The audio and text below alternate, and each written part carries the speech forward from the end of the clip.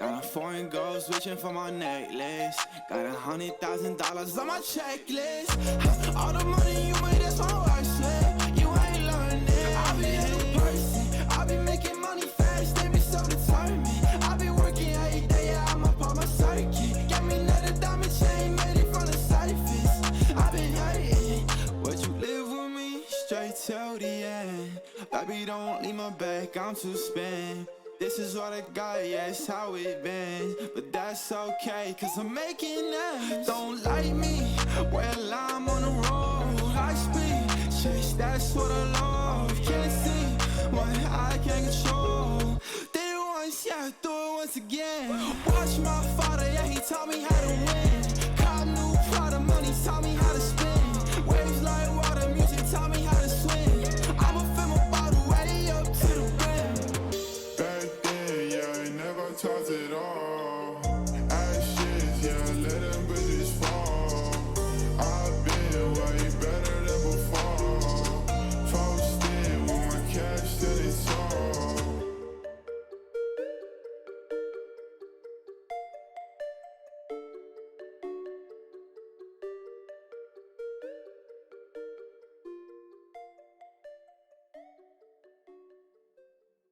You said some things you didn't mean. I'm sure I did that too. Oh, baby. Egos clashing, dreams crashing. Whatever happened to me and you? From lovers to strangers, when everything changes. Oh, baby. When we tear out the pages and only one word is left. Please let's just be quiet until the next riot. Oh, baby. Just give us some time for the wounds to heal. What is broken is broken. Let's just leave it for now. We need some perspective just to understand how. What is broken for now. What is broken for now.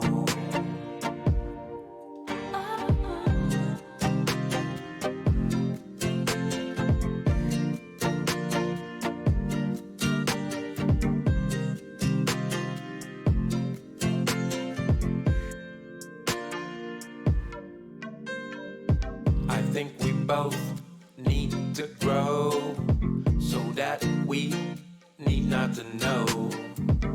Maybe doubt, maybe ask, maybe understand at last. From knowing to asking, from tearing to building, from thinking to feeling,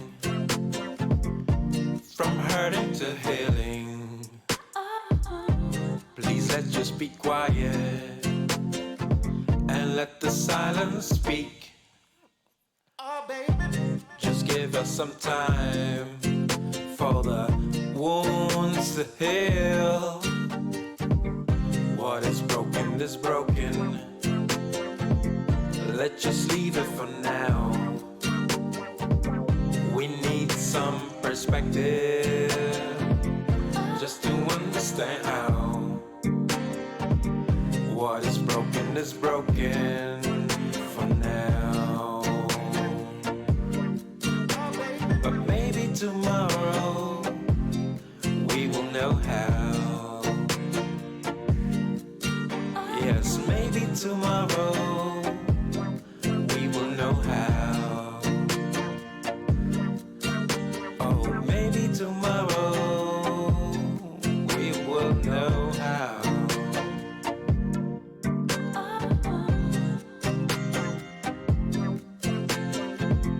Oh, baby. Oh, baby.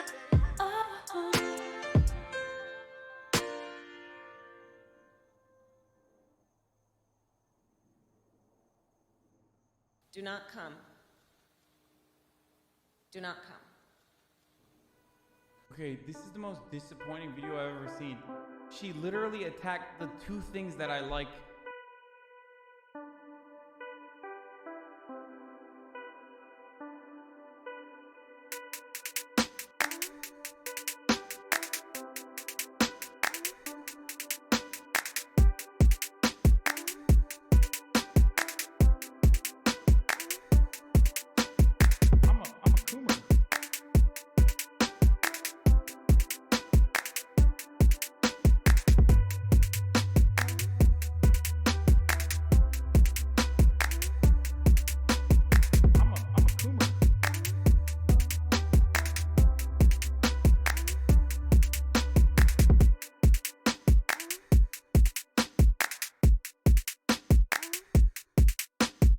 I'm a coomer.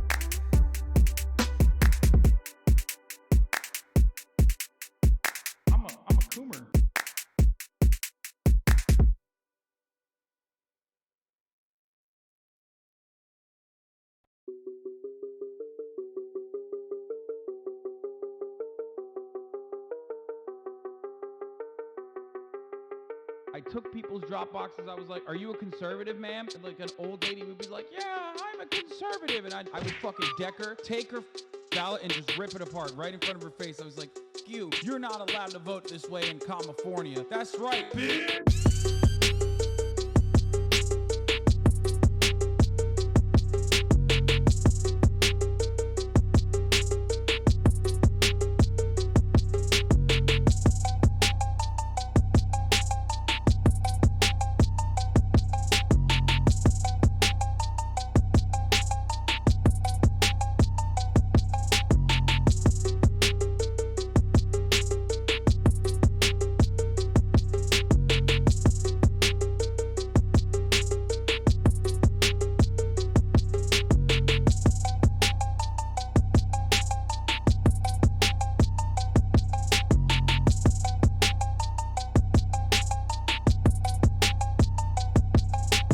I got a funny one for you. Okay, here, look at this. With what we were seeing in the polling data going into this election about what people cared about and the order in which they ranked it. So we have had a lot of questions throughout this time about new voters, people that hadn't been in there before that were perhaps not getting captured by the polling. So maybe this is a sign that we're going to see a little bit more of that tonight than we expected. This. We obviously don't know yet. And you know what's missing from this 1, 2, 3, 4, 5 top 5 issues?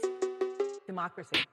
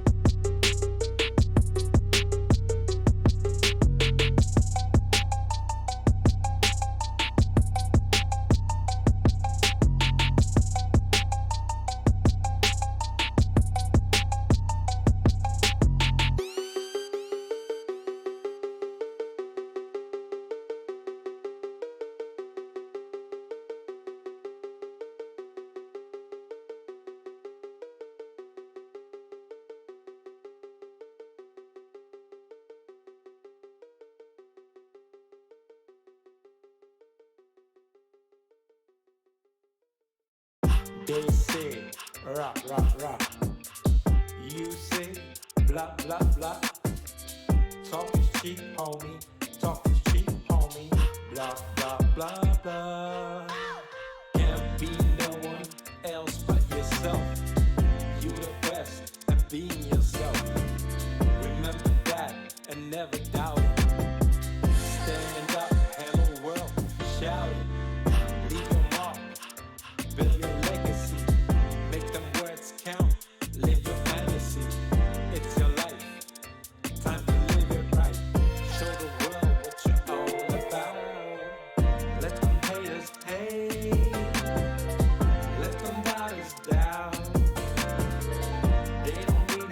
know what you all about.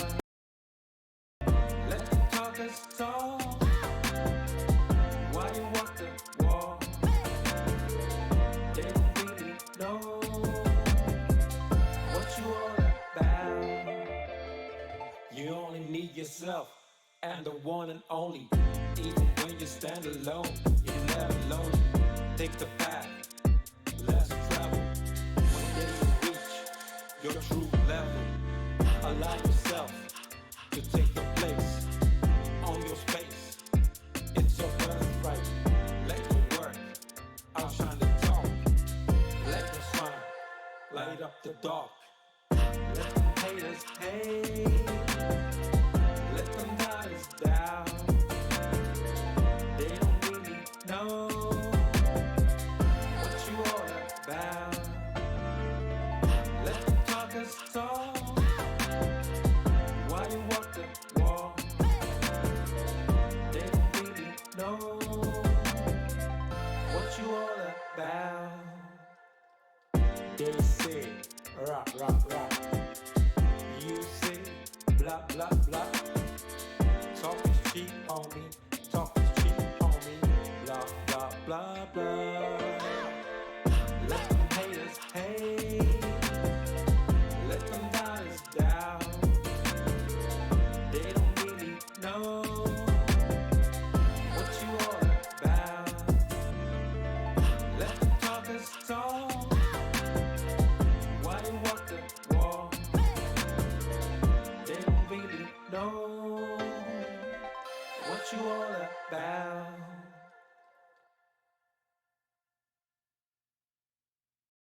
It was beautiful, yeah, together. Even though we planned forever. Days of dreams, nights of talks. It was only us together. The world was ours, nothing out of reach. Imagine where we could be. Our dreams is one, hope brighter than the sun. What could ever stop us? Then it all turned. I don't know why. Still to this day, I'm wondering why. Will we ever know? Will we ever get to understand what we both went through? Anyway, I'm thankful for the times I had with you. I just want to thank you for loving you.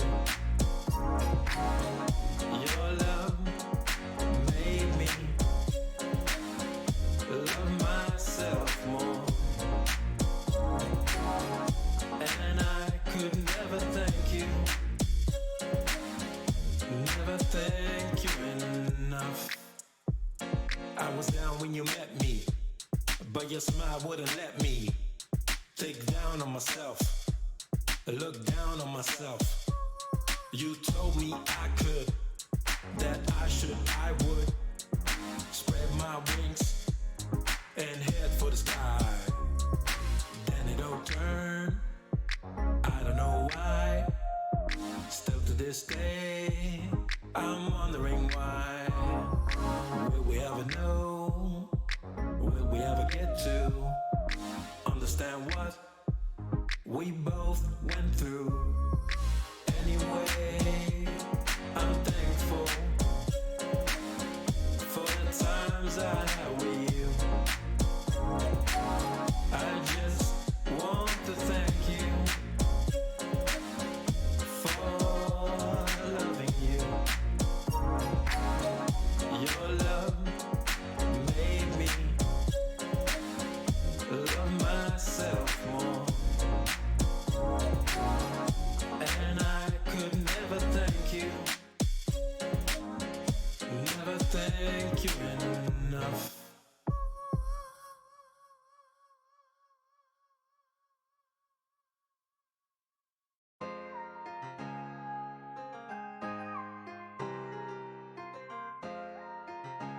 Jojo, not again. I'm trying to make my mama proud, yeah, that's for sure.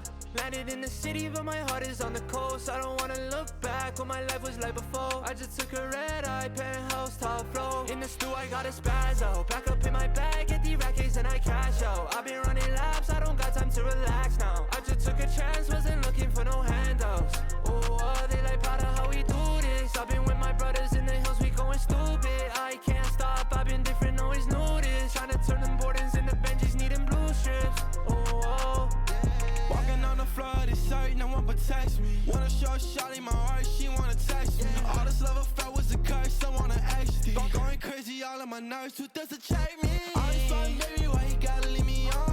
Had to drop a bag on her when she gone. But I'm running when we click, yeah, they got me till I fall. Complaining if a bag's worth more than your love. Yeah, yeah. Feel my moment, yeah, yeah. I'm the chosen, yeah, yeah. I'm the one inside. in the stew, I got a spazzo. Back up in my bag, get the rackets and I cash out. I've been running laps, I don't got time to relax now. I just took a chance, wasn't looking for no handouts. Oh, they like proud of how we do this. I've been with my brothers in the hills, we going stupid. I can't stop, I've been different, always knew this. Trying to turn them Bordens into Benjis, needing blue strips. Oh, Honey got me wasted. You done cut the yola, I can taste it. Biting on my swag, you niggas pussy tryna trace it. I don't need your love, I took a perk and I replaced it. I'ma keep on going till my mama said I made it. Black and yellow, white, I got these different races. Did my dirt, I had a match, I'm moving faceless. I got 12 plotting on me, but no cases. Running from my demons, lacing on my A6. I don't do that fake shit, nah. The way they treat me, they act like I'm feeling them. So I got a script, I was just trying to feel something. Now I'm alone, you don't care, and in I the stew, feel I got a numb. spazzo. Back up in my bag, get the rackets and I cash out. I've been running laps, I don't got time to relax now. I just took a chance, wasn't looking for no handouts. Oh, they like proud of how we do this. I've been with my brothers in the hills, we going stupid. I can't stop, I've been different, always knew this. Trying to turn them Bordens into Benjis, needing blue strips. Oh,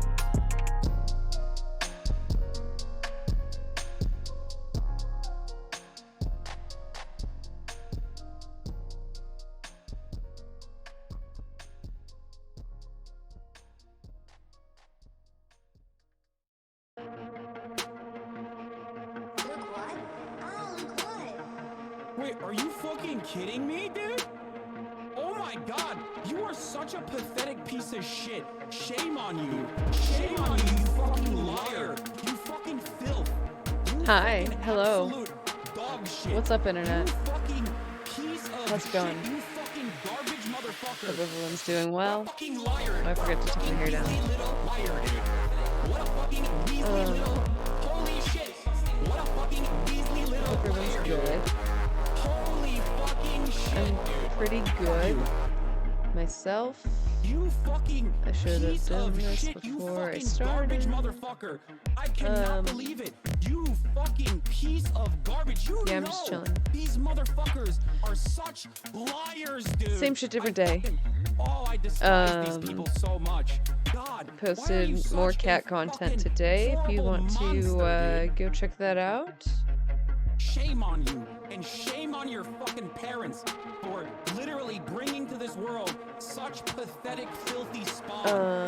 You disgusting, vile piece of garbage. What a fucking liar. What a fucking easy little liar, dude. Shh. You know, Hassan, shush. Oh my god. These lights just like gave me a headache like instantaneously. I'm like still not used to it. I hate it. I hate it so much. Yeah, so plan for today.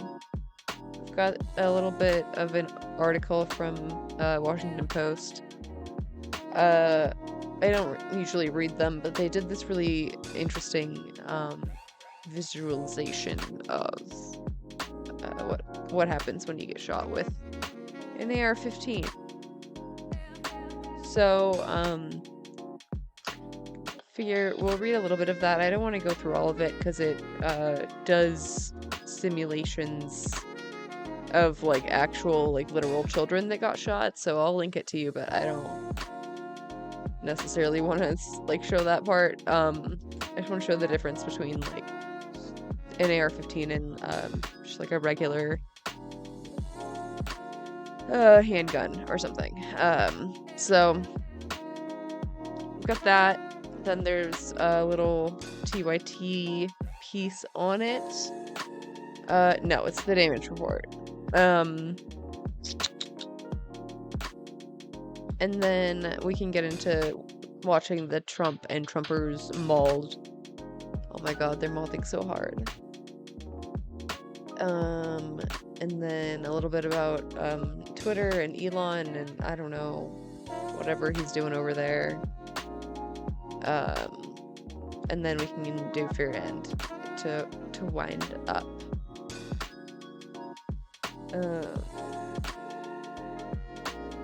Yeah, that's what I got going on. I don't know. I don't know. I'm kind of tired. I'll be real with you. Let's just get into it, I guess.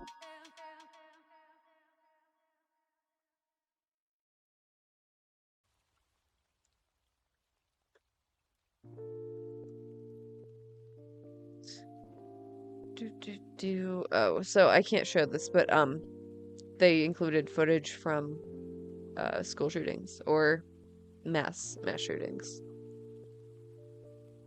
The scenes of chaos and terror are all too familiar in America. The AR-15 fires bullets at such a high velocity, often in a barrage of 30 or even 100 in rapid succession, that it can eviscerate multiple people in seconds. A single bullet lands on a shockwave intense enough to blow apart a skull and demolish vital organs. The impact is even more acute on the compact body of a small child. It can literally pulverize bones, it can shatter your liver, and it can provide this blast effect, said Joseph Sakrin, a gunshot survivor who advocates for gun violence prevention and a trauma surgeon at Johns Hopkins. Fuck. Johns Hopkins Hospital.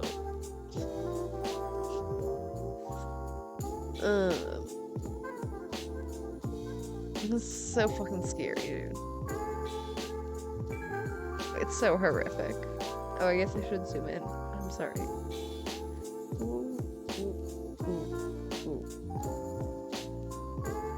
Wait, I can't zoom in for the visuals. I'm sorry.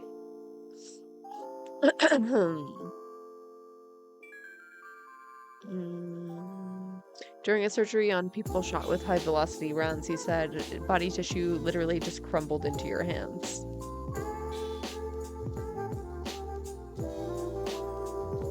Jesus Christ, dude. Just crumbled into your hands. The carnage is rarely visible to the public. Crime scene photos are considered too gruesome to publish and often kept confidential. News accounts rely on antiseptic descriptions from law enforcement officials and medical examiners who, in some cases, have said remains were so unrecognizable that they could only be identified through DNA samples.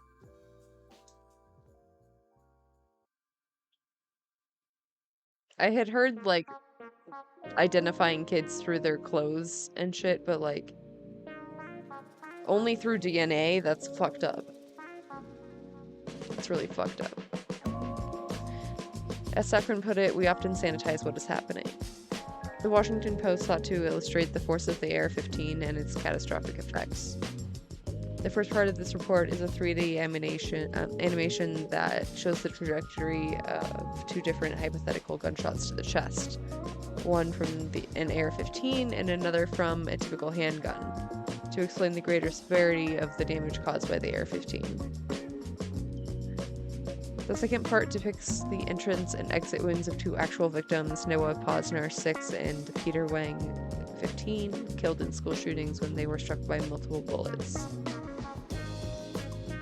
This account is based on a review of nearly 100 autopsy reports from several AR-15 shootings, as well as court testimony and interviews with trauma surgeons, ballistic experts, and a medical examiner.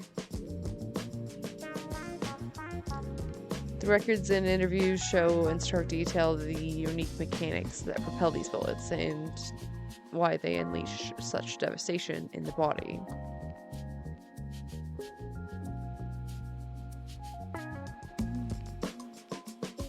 This is a .223 caliber sized round inside an AR-15. What makes this weapon so deadly is the speed of the bullet.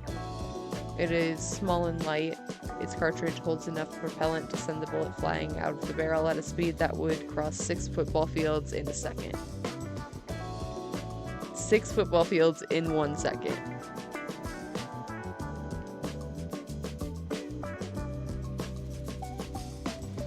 Can't even understand like how fast that is, dude.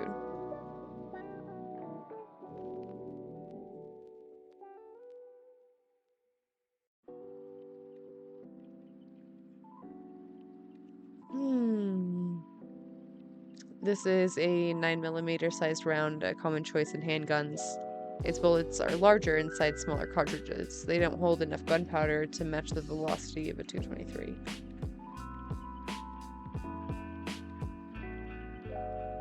Okay, so this is like how much more propellant is in the ammunition for an AR-15. So you can see why it's so much faster. And has more like explosive power.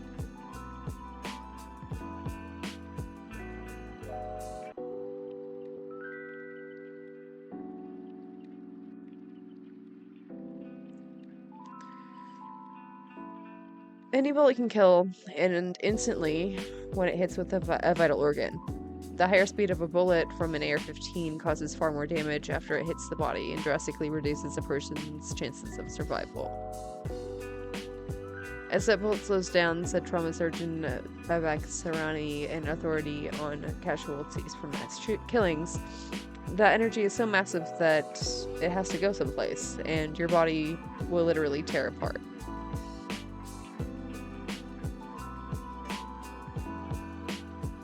So,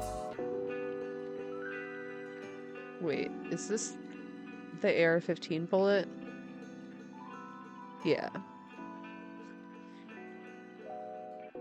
So this is like an animation of what happens, like, to say your lung if you get hit with a .223 bullet.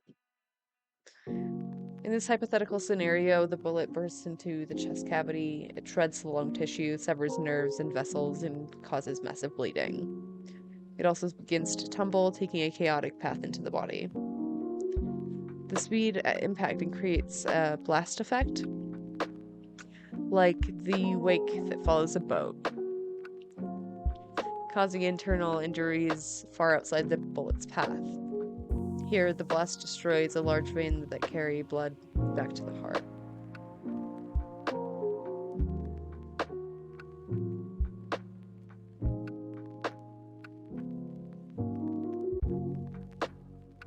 Like, there's nothing a fucking doctor can do for you. Like, they can't fix that. It may have impacted your heart, like, your lung is totally destroyed, like...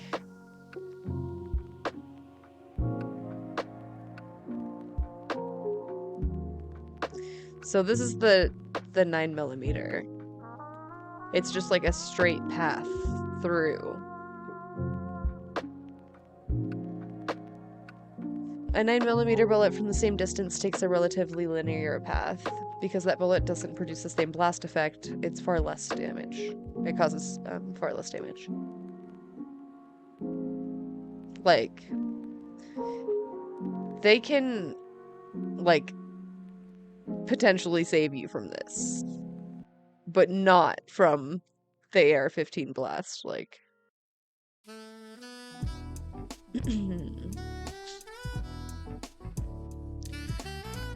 I am curious what distance this is supposed to be. I don't think they said.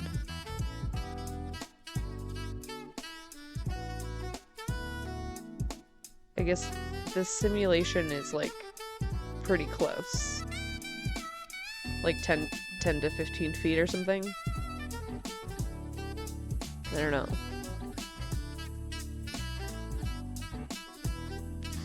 The bullet from the AR-15 leaves behind a gaping exit wound. The 9mm bullet fired from the handgun has a much smaller exit wound. In this scenario, with immediate medical care and minimal bleeding, the victim has a chance of surviving the 9mm shot to the chest. The bullet from the AR-15, however, causes torrential bleeding that is quickly lethal. Like, yeah, you bleed out from that so fast.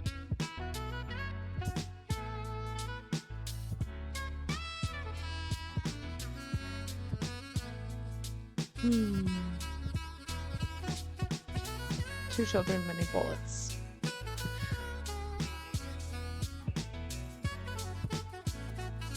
When multiple bullets from an AR-15 strike the body, they cause a cascade of catastrophic damage. This is the trauma witnessed by first responders, but rarely, if ever, seen by the public or policymakers who write gun laws.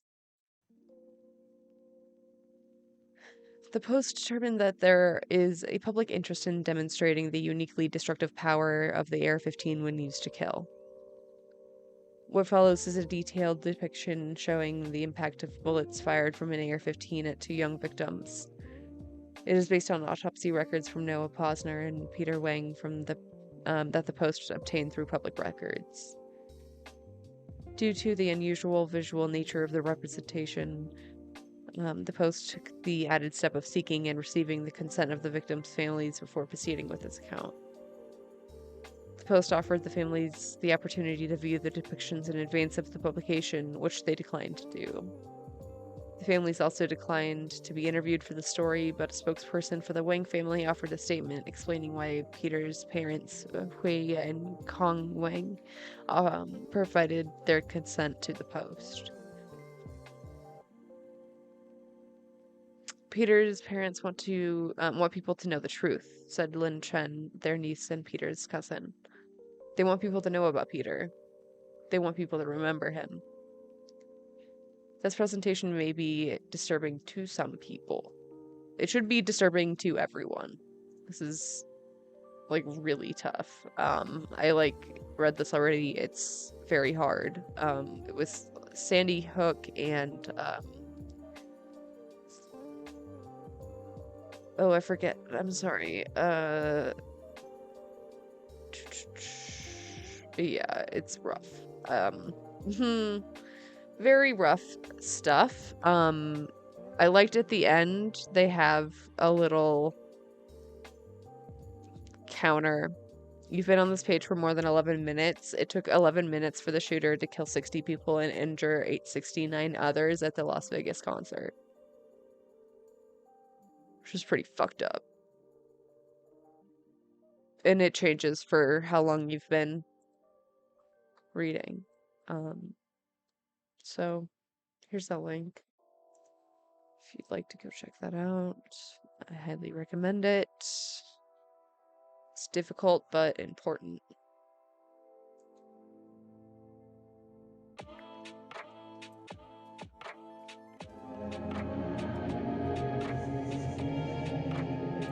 Carved through the body of first in orange, a round fired by an AR-15, and then the second case, that's a 9mm round.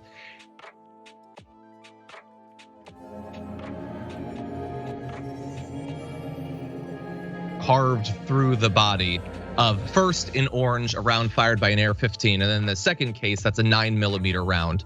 And showing that they're not just different. The AR-15 doesn't just shoot faster or generally maybe have access to more information with whatever clip you might put into it.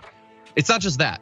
It literally has a He said more information. I think he meant more ammunition. Far more devastating effect on the body. There is so much energy imparted to the round by the significantly larger amount of propellant that each one of the rounds has, that it hits the body and just effectively explodes a path through the body. Which means that in those two wounds that you saw, one might be survivable. The 9mm wound could potentially be survivable. But in many cases, there's nothing left to repair after an AR-15 bullet hits your chest. Yeah, the description of that surgeon saying that it crumbles in their hands, like, that's truly fucking horrific. It's destroyed your heart, or it's destroyed all the arteries going to it. If it hits you in the head, and they do simulations of that as well, there's effectively nothing to repair at that point. And so it isn't just that they're accurate, lots of ammunition, all of that, which makes it very efficient for killing as many humans as possible. But you don't have to make multiple hits to kill someone necessarily. A single shot, particularly for a young person, is more than enough. So this is yet another example of why some weapons uniquely deserve bans that haven't in America gotten them, at least recently. Anyway, there's a lot there, and everyone should definitely check out the Washington Post's recent coverage on this. They have a lot of really, in some cases, hard to deal with. They show particular kids and they show the particular injuries that they've had in different shootings and talk about the effect that it had on the body to make this as real as possible. But yeah, to be clear, the simulations are not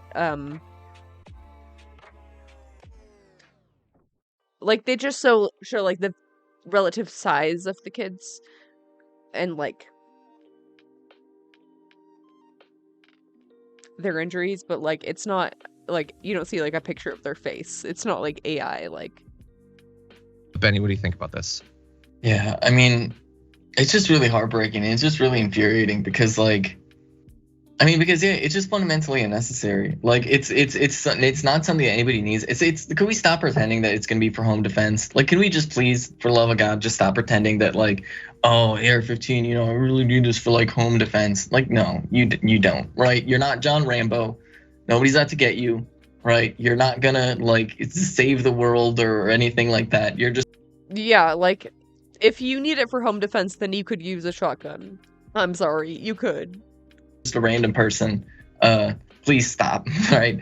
Because it's just like, yeah. I don't know. I guess I just don't really know what to say because like it is just so horrific. Even just the suggestion of the level of injuries, especially when you're talking about like innocent children, right? And the fact that it happens so regularly in the United States of America and really nowhere else, right? Like, and the simple fact that we have people that are so evil that they're unwilling to do anything about it. And the simple fact that our system is so undemocratic that even though the overwhelming majority of people want to do something about it, we can't because of just like a small handful of like incredibly evil people who just have a ridiculous amount of money. It's so unbelievable. And to your use of the word evil there, again, like it always, for me, one of the things that makes following this like emotionally difficult is the juxtaposition of multiple things that are going on in the country at the same time. So for instance, when you have been told for years that the left is censorious and they do a cancel culture, and then meanwhile the Republicans ban thousands of books around the country, that makes each of those things worse.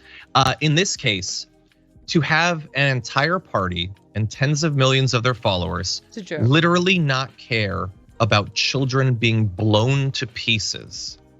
And then for that group to say that you all are satanic because of 4chan post, I don't know, something Huggies, something Wayfair. We're satanic. They literally don't care about kids being gunned down every week. But in this instance, they're practically gleeful. In this instance, they're practically gleeful. When they found out that the shooter was trans, they were like acting like they just won the lottery. They're acting like it was Christmas morning. It's the best literal thing. Children were dead. It's the best thing that's happened to them in months. Tucker Carlson could not be more excited about that. Marjorie Greene could not be more excited about that. That is the truth. We have to accept that. There are sick people. There are evil people. And there is something about our culture that the sicker you are, the more dishonest and deceptive you are, the more corrupt you are, the more likely you are to be raised to the top of politics and media and to have influence over the thoughts of far more people. Anyway, like I said, go to the Washington Post. You can see some of these breakdowns. Just some mysterious thing about the world. It's capitalism, baby. It rewards like the most profitable behavior, not the most moral. Like that's why, yeah. also the NRA, but that's another conversation probably. You can still defend your house. People get shotguns for home defense. You can still hunt. My father hunted with a bow. Like there are any numbers of rifles. You can buy a handgun. There are all these sorts of things. Hunting with a bow is way hotter too, personally. I'm just gonna say it. Fuck it, I'm saying it. Okay. Making it so virtually anyone can get a uniquely deadly weapon on short notice for basically no money, probably on credit. It's not a good idea. This is not a good idea. Clearly demonstrated every single day.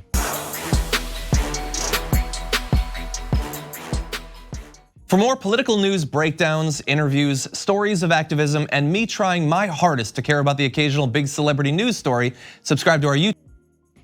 I have a son here who's done a great job. Right. It's time for the fun stuff. Oh my god, I'm so hyped for this. Okay, so Melania Trump is nowhere to be seen. I haven't seen a goddamn thing from her. I think she may be like leaving him for the wolves. I have another son here who's done a great job.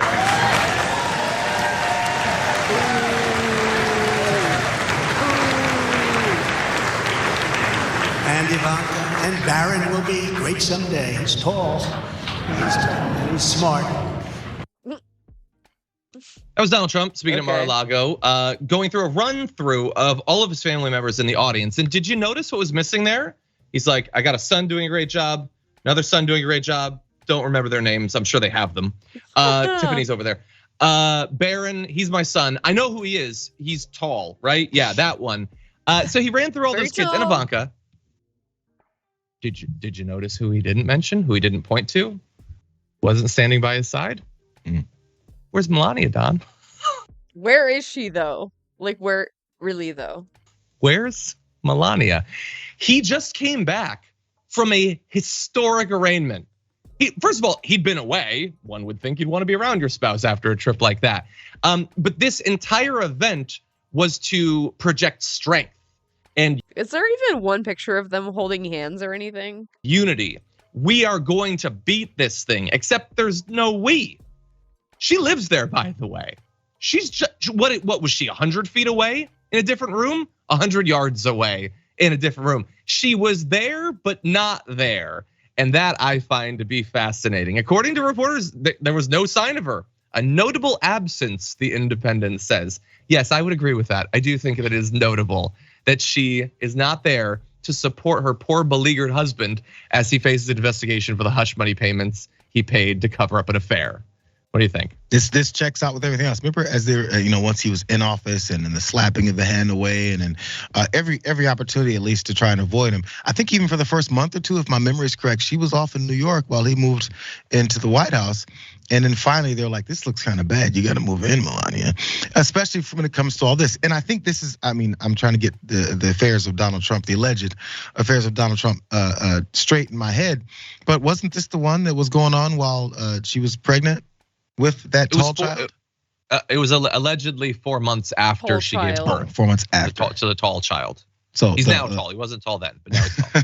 He was born quite tall. That was the notable part about this. Well, yeah, no, it's pretty obvious, and this is the one aspect of it that I think many folks aren't hitting the same. I mean, when Clinton went through his scandals and all that stuff, the Hillary was always brought up with it. But to this point, where's Melania, and why aren't we talking about her?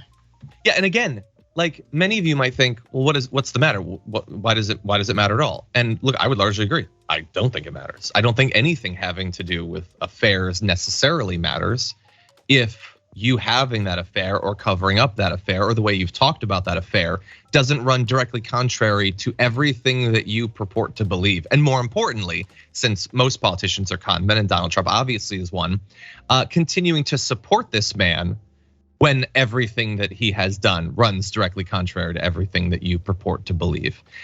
Which would be fine even then if they were just like optional values, standards you hold yourself to. But when you have routinely used your supposed values as a cudgel to bash over the head of your political opponents, and then you prove that you don't care about any of this, then I think that is notable, and I'm gonna bring it up. That said, also super fast point. We also found out in that arraignment that if you just bring this up, you can pause it if you want to read the actual text, but he was planning to not even pay Stormy Daniels. He wanted to delay until after the election and then not pay her. God damn, what a cheapskate. So fucking lame, dude. What the fuck? Check out the Damage Report podcast each day, wherever you get your podcasts, whether Pocket Casts or Stitcher or iTunes. You can join me as I give you the news and stories you want with a range of co-hosts and interviews. Can you? I have a Trump-hating judge with a Trump-hating wife and family whose daughter worked for Kamala Harris and now receives money from the Biden-Harris campaign, and a lot of it. Oh my God. It has begun. The demonizing of not only the DA, Alvin Bragg, but now the judge and the judge's spouse and the judge's kids. We are like a couple of hours from him being arraigned and he's already launching his war against them. A war, by the way, that he has been warned not to engage in. Like earlier that day when Juan Marchand, the judge, said, warned the president not to make comments that, quote, jeopardize the safety or well-being of any individual, specifically saying, please refrain from making comments or engaging in conduct that has the potential. Please don't make another insurrection. Mr. President, please. Please don't make another insurrection. Just be careful. Potential to incite violence, create civil unrest, or jeopardize the safety or well-being of any individuals. Perhaps the judge should have been more specific and said, like my wife and my daughter, you insane person, because there is only one reason that you would be focusing on them. They're not going to be deciding this thing. They have nothing to do with it. He wants them to be hounded. He is using mobster tactics to put pressure on the judge to let him go. And the reason that this is consequential, why I think this is one of the things we need to focus on coming out of the arraignment, is not just that it's terrible, that we should never have a politician doing that, but that it's also consequential. Legal experts say that he is likely to, based on prior experience, be ordered not to speak about his case, have a gag order, and breaking such an order could potentially land him in contempt of court, which means jail time, specifically in New York. There's no way. Ain't no way. I'm pretty sure he's not under a gag order. And he wouldn't abide by it anyway. It means up to a year in prison if he receives a gag order and he violates it, which he wants to. He could be locked up as a result of that. And perhaps trying to get ahead of the ability of them to lock him up, he apparently has switched on the whole defund the police thing. He started off his morning on Truth Social bleating, Republicans in Congress should defund the DOJ and the FBI until they come to their senses. Wouldn't exactly help in this case because I hate to be the person who has to like educate Trump, but they're not the ones that are gonna get you on the hush money payments, dude. It's Southern District of New York. It's like the judges are. Anyway, the threats are out there. We've even got more threats, but Jared, what do you think? Well, I'd love that you point out with his truth, because people like these smart folks, folks who know the system, just on this small point here, they know that doesn't make any sense. They'll talk about how he typed in all caps and talk about the DOJ and the Justice Department. We got to defund the police, which is funny because you know how the Republicans are all about, whoever wants to defund the police are evil. So he's already on that line. But then again, how it just doesn't match up. People got to point this out. The things that he says that don't make sense based off of how things work, because that's what gets people on these rabid attacks and going after Alvin Bragg. Going after Joe Biden, saying that somehow he set up George Soros to pay him to then pay Alvin Bragg to do this. Like, they don't connect, just like they did with Merrick Garland. These things just don't connect. So just to point out the stupidity of how they've gone about the demonization, it'll show you that they really are just grasping for anything that they can to rile people up to then get angry, which leads to them, of course, this whole thing with the judge himself. He knows his audience is easily riled up, easily prone to violence, which again is why they were concerned about potential protests before he even went in for that arraignment, or even the indictment announcement that was supposed to happen the Tuesday before the last Tuesday because Trump announced it. All that stuff, he knows his people are violent. So if you say things like, oh, look, they're coming for me, enemy, coming for me, they want to target me, come and get me. All those things sound very much like, oh, they're breaking into the house. It's time to start defending ourselves, because we know that's the excuse they give every time they want to start aggressively going going after folks with their guns. So yeah. But other folks have said he's just trying to get him to recuse himself and get off the case. If he thinks so, maybe that's his primary reason, but the secondary one is always the violence. Yep. And by the way, if he got that and they put in a new judge, they would do the same thing. Like, it doesn't matter. Like, I know if you're a conservative watching this, you cannot accept that. He's just going to make up something. There's always going to be something that makes it. It doesn't matter. They choose, in some of these cases, the people who've investigated him have been lifelong Republicans. That is never enough. That never matters at all from Trump's point of view. He finds a way to make that the bad thing.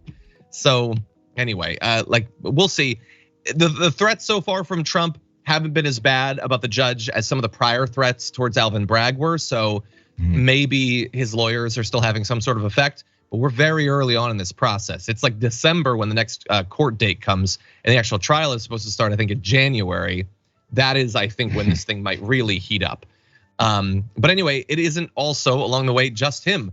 Don Jr. decided to follow in his father's disgusting footsteps by also trying to generate some hatred and fear of the judge investigating his father and the hush money payments. Putting out this post, he retweeted an article from Breitbart that focuses on the daughter of the judge that's on the case. In specific, not only putting her name, but putting her picture. And you need to do that because trying to come up with a cover story, I guess just because you want someone to hunt her down. I guess that's really the only explanation for why you would do that. Why Breitbart, a news outlet, would do an article about that. What does she have to do with anything? Like, no, seriously, that's a serious question. Any conservatives in the chat, what does she have to do with anything? She has nothing to do with anything. Again, this is just Donald Trump Jr. now reassuring his father that, you know, if there is a gag order, well, maybe it's not Trump that does the generating of the fear and the hostility, JR. Yeah, well, that's, of course, that's the next step. That's the mob mentality and the tactics and all that stuff. So yeah, I mean, I was trying to look into the validity of how much his daughter and he said wife and whoever else is in the associations that they say they all have, but then how that then does connect to this and also this particular judge. Because I remember there was this guy who was in office. I think his name was Trump, and his entire family was connected to folks that had all kinds of conflicts of interest, business-wise, internationally, the way that they profited off of their positions, the way that they helped other friends and family members also profit off of their positions. All, I was gonna say. Yep, I mean, he's always been doing that, you know. It's how they roll. Under the cover of darkness, but all in broad daylight. And as people brought it up, what they said was, literally, there was absolutely no explanation behind it. It was just, what are you talking about? This is the Trumps. What they do is right, just because we're supposed to believe them. So we're supposed to now listen to folks who say there's some kind of conflict because the judge's daughter had some kind of other positions that they disagree with, maybe along partisan lines that they actually don't like. So because of that, then he'll be influenced. Sure, people can want to believe that. So I guess in all aspects, you have to try and play it down the same role or list down those same rules no matter what. But they don't do that. There's reasons why they don't do that, because as we've already heard, this two-tier justice system that they're so mad about, they're upset about it because it's become a little more even here in this case. And the two-tier that they want is for them to be immune from any crimes and any kinds of speculation for their conflicts of interest. Rules for me and not for thee. It's the mantra of the GOP. Check out the Damage Report podcast each day, wherever you get your. The security here, and then you see the former president there stepping out of his vehicle. He gave a wave. From there, he'll go up to the 15th floor where he will await his arraignment, which should be in about 50 minutes. You're saying as soon as he enters that building, he. People who should be above the law in this country tells us that our. The microphones are, but we know that he's expected to make his way there. This is after right now. Which should be in about 50 minutes. Sorry. You're saying as soon as he enters that building, he is technically under arrest? Yes. Extra cops out there today, and here comes the former president right now. We don't know where the microphones are, but we know that he's expected to make his way there. This is after being fingerprinted and arraigned, and we assume making a plea. We got Jack Boys.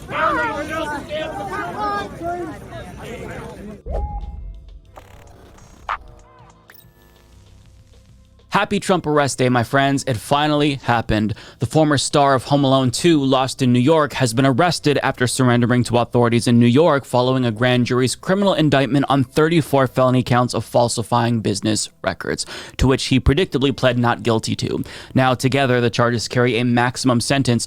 Yeah, who could have predicted?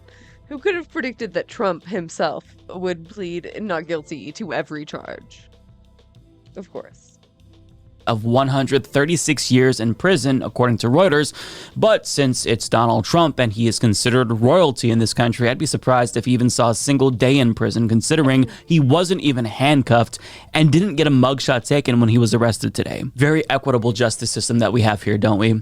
Still, the seriousness of this moment can't be understated, and even Trump, he's taking this seriously in the sense that he was surprised that this happened to him. He wrote via Truth Social, "Heading to the lower Manhattan, the courthouse. Seems so surreal. Wow, they're going to arrest me. Can't believe this is happening in America. MAGA." Now, as Politico explains, although it's the first time a former president has ever faced criminal charges, it may not be the last. At least 3 other criminal probes are circling around Trump. In Georgia, a district attorney is investigating Trump's attempt to subvert that state's results in the 2020 election. And in Washington, D.C., a special counsel is investigating his role in attempting to derail the transfer of presidential power, as well as his handling of national security secrets after leaving office.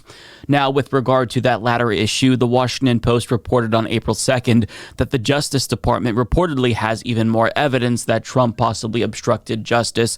And to make matters worse, in a recent interview with Sean Hannity, he couldn't help himself. He self-incriminated even as Sean Hannity was trying to throw him a bone. I can't imagine you ever saying, bring me some of the boxes that we brought back from the White House. I'd like to look at them. Did you ever do that? I would have the right to do that. There's nothing wrong with it. But I know you. I don't think you would do it. Well, I don't have a lot of time, but I would have the right to do I can take whatever I want, whenever I want. that. I would do that.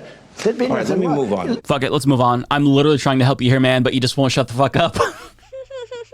That response from Hannity was excellent. Now, speaking of Trump not being able to shut the fuck up, he is literally talking shit about the judge who will be hearing his case on Truth Social. He wrote 4 days ago, "The judge, quote, assigned to my witch hunt case, a case that has never been charged before, hates me. His name is Juan Manuel Marchand, was handpicked by Bragg and the prosecutors, and is the same person who railroaded my 75-year-old former CFO, Alan Weiselberg, to take a plea deal." And he goes on, but needless to say, it is, I guess we'll call it bold, to attack the judge who is literally hearing your case. And that's not all, because Trump Jr. apparently posted a photograph. It's a definite choice.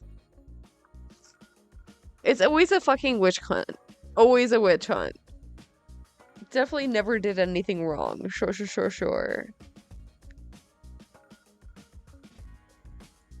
To take a plea deal. And he goes on, but needless to say, it is, I guess we'll call it bold, to attack the judge who is literally hearing your case. And that's not all, because Trump Jr. apparently posted a photograph of the judge with his daughter on Truth Social, which is, I guess it can be interpreted as threatening, given Trump's history of violence in this country. But when you take into account his overall stupidity and privilege, I don't think that any of this is surprising. In fact, I'm actually shocked that he's behaving in the way that he is and actually turning himself in. Now, while that happened within the courthouse, all hell broke loose outside, with Trump supporters throwing hilarious temper tantrums and attacking anti-Trump supporters, specifically anti-Trump banners, and then getting into arguments with them. It was just hilarious. But here's some footage captured by BuzzFeed News reporter David Mack, and this, for some reason, just made my day. We should throw the district attorney in Guantanamo Bay. Why so aggressive? Are you a soy boy? Why you wearing all that black? Soy boy? Shut the fuck up. You ain't even from New York, bitch. Don't suck a dick. Suck my dick, you fucking mama pansy boy. Oh my god. Wow. Wow. Fucking sailor's mouth. Jesus Christ. And this, for some reason, just made my day. We should throw the district attorney in Guantanamo Bay. Why so aggressive? Are you a soy boy? Why are you wearing all that black? Soy boy. Shut the fuck up. You ain't even from New York, bitch. Don't suck a... What does wearing black have to do with being a soy boy? Is that a soy boy thing to do? Suck my dick, you fucking mama pansy boy. Born and raised Brooklyn, bitch. No, lying, bitch. You lying. I'm sorry. You're on the wrong side. Oh my god. You're on the wrong side. What is this shit? Police! What is happening? Bitch, I'm from New York. This is hilarious.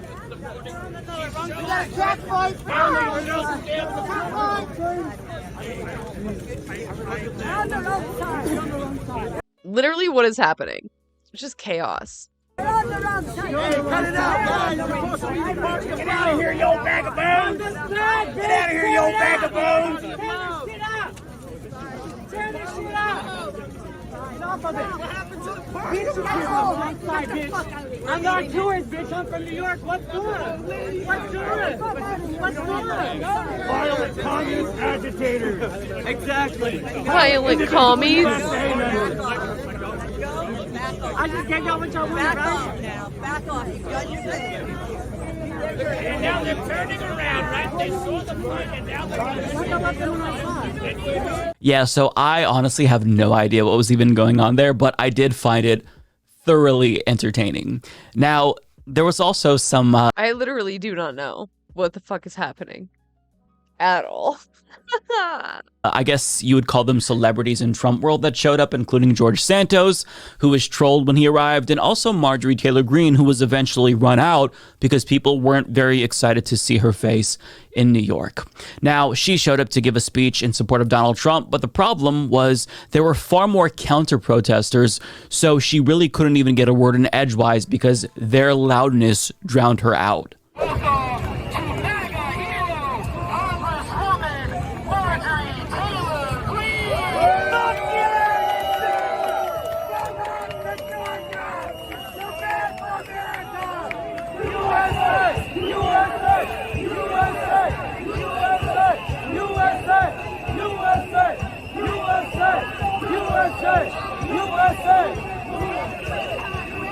Riveting speech, Marjorie. This is probably my favorite speech that she's ever given. Now, she was drowned out, as you heard, by the chanting and the whistling. And get this, NBC News reporter Ben Collins claims that some of the whistles were actually distributed by a Trump supporter who didn't even know that Marjorie Taylor Greene was speaking. So you had some anti-Trump protesters showing up, knowing that Marjorie Greene was going to be there with whistles to drown her out. And then you have some Trump supporters showing up, I guess, to show support with whistles, who kind of unknowingly help to drown out somebody who was there in That's fucking epic. That's hilarious. support of his cause. It's beautiful. I absolutely love it. Now, thankfully, we were able to hear some of Marjorie Taylor Greene's speech before they ran her off because a far-right news network was close enough to kind of hear what she was saying. But even when they were right up to her, you could hear some of it, but she was quickly drowned out as soon as the crowd started to say anything. Democrats are the communists, and they are destroying America, destroying freedom. Democrats are the ones that have nothing to campaign for because they are failures, and they're proving it today. I want to thank the New York City Young Republicans for organizing this protest. I want to thank the press who are here today to cover this protest and allow me to speak and spread my words. And I would like to thank patriotic... Allow me to speak. No one's trying to let you to speak. No one is trying to let you. Trump supporters who are here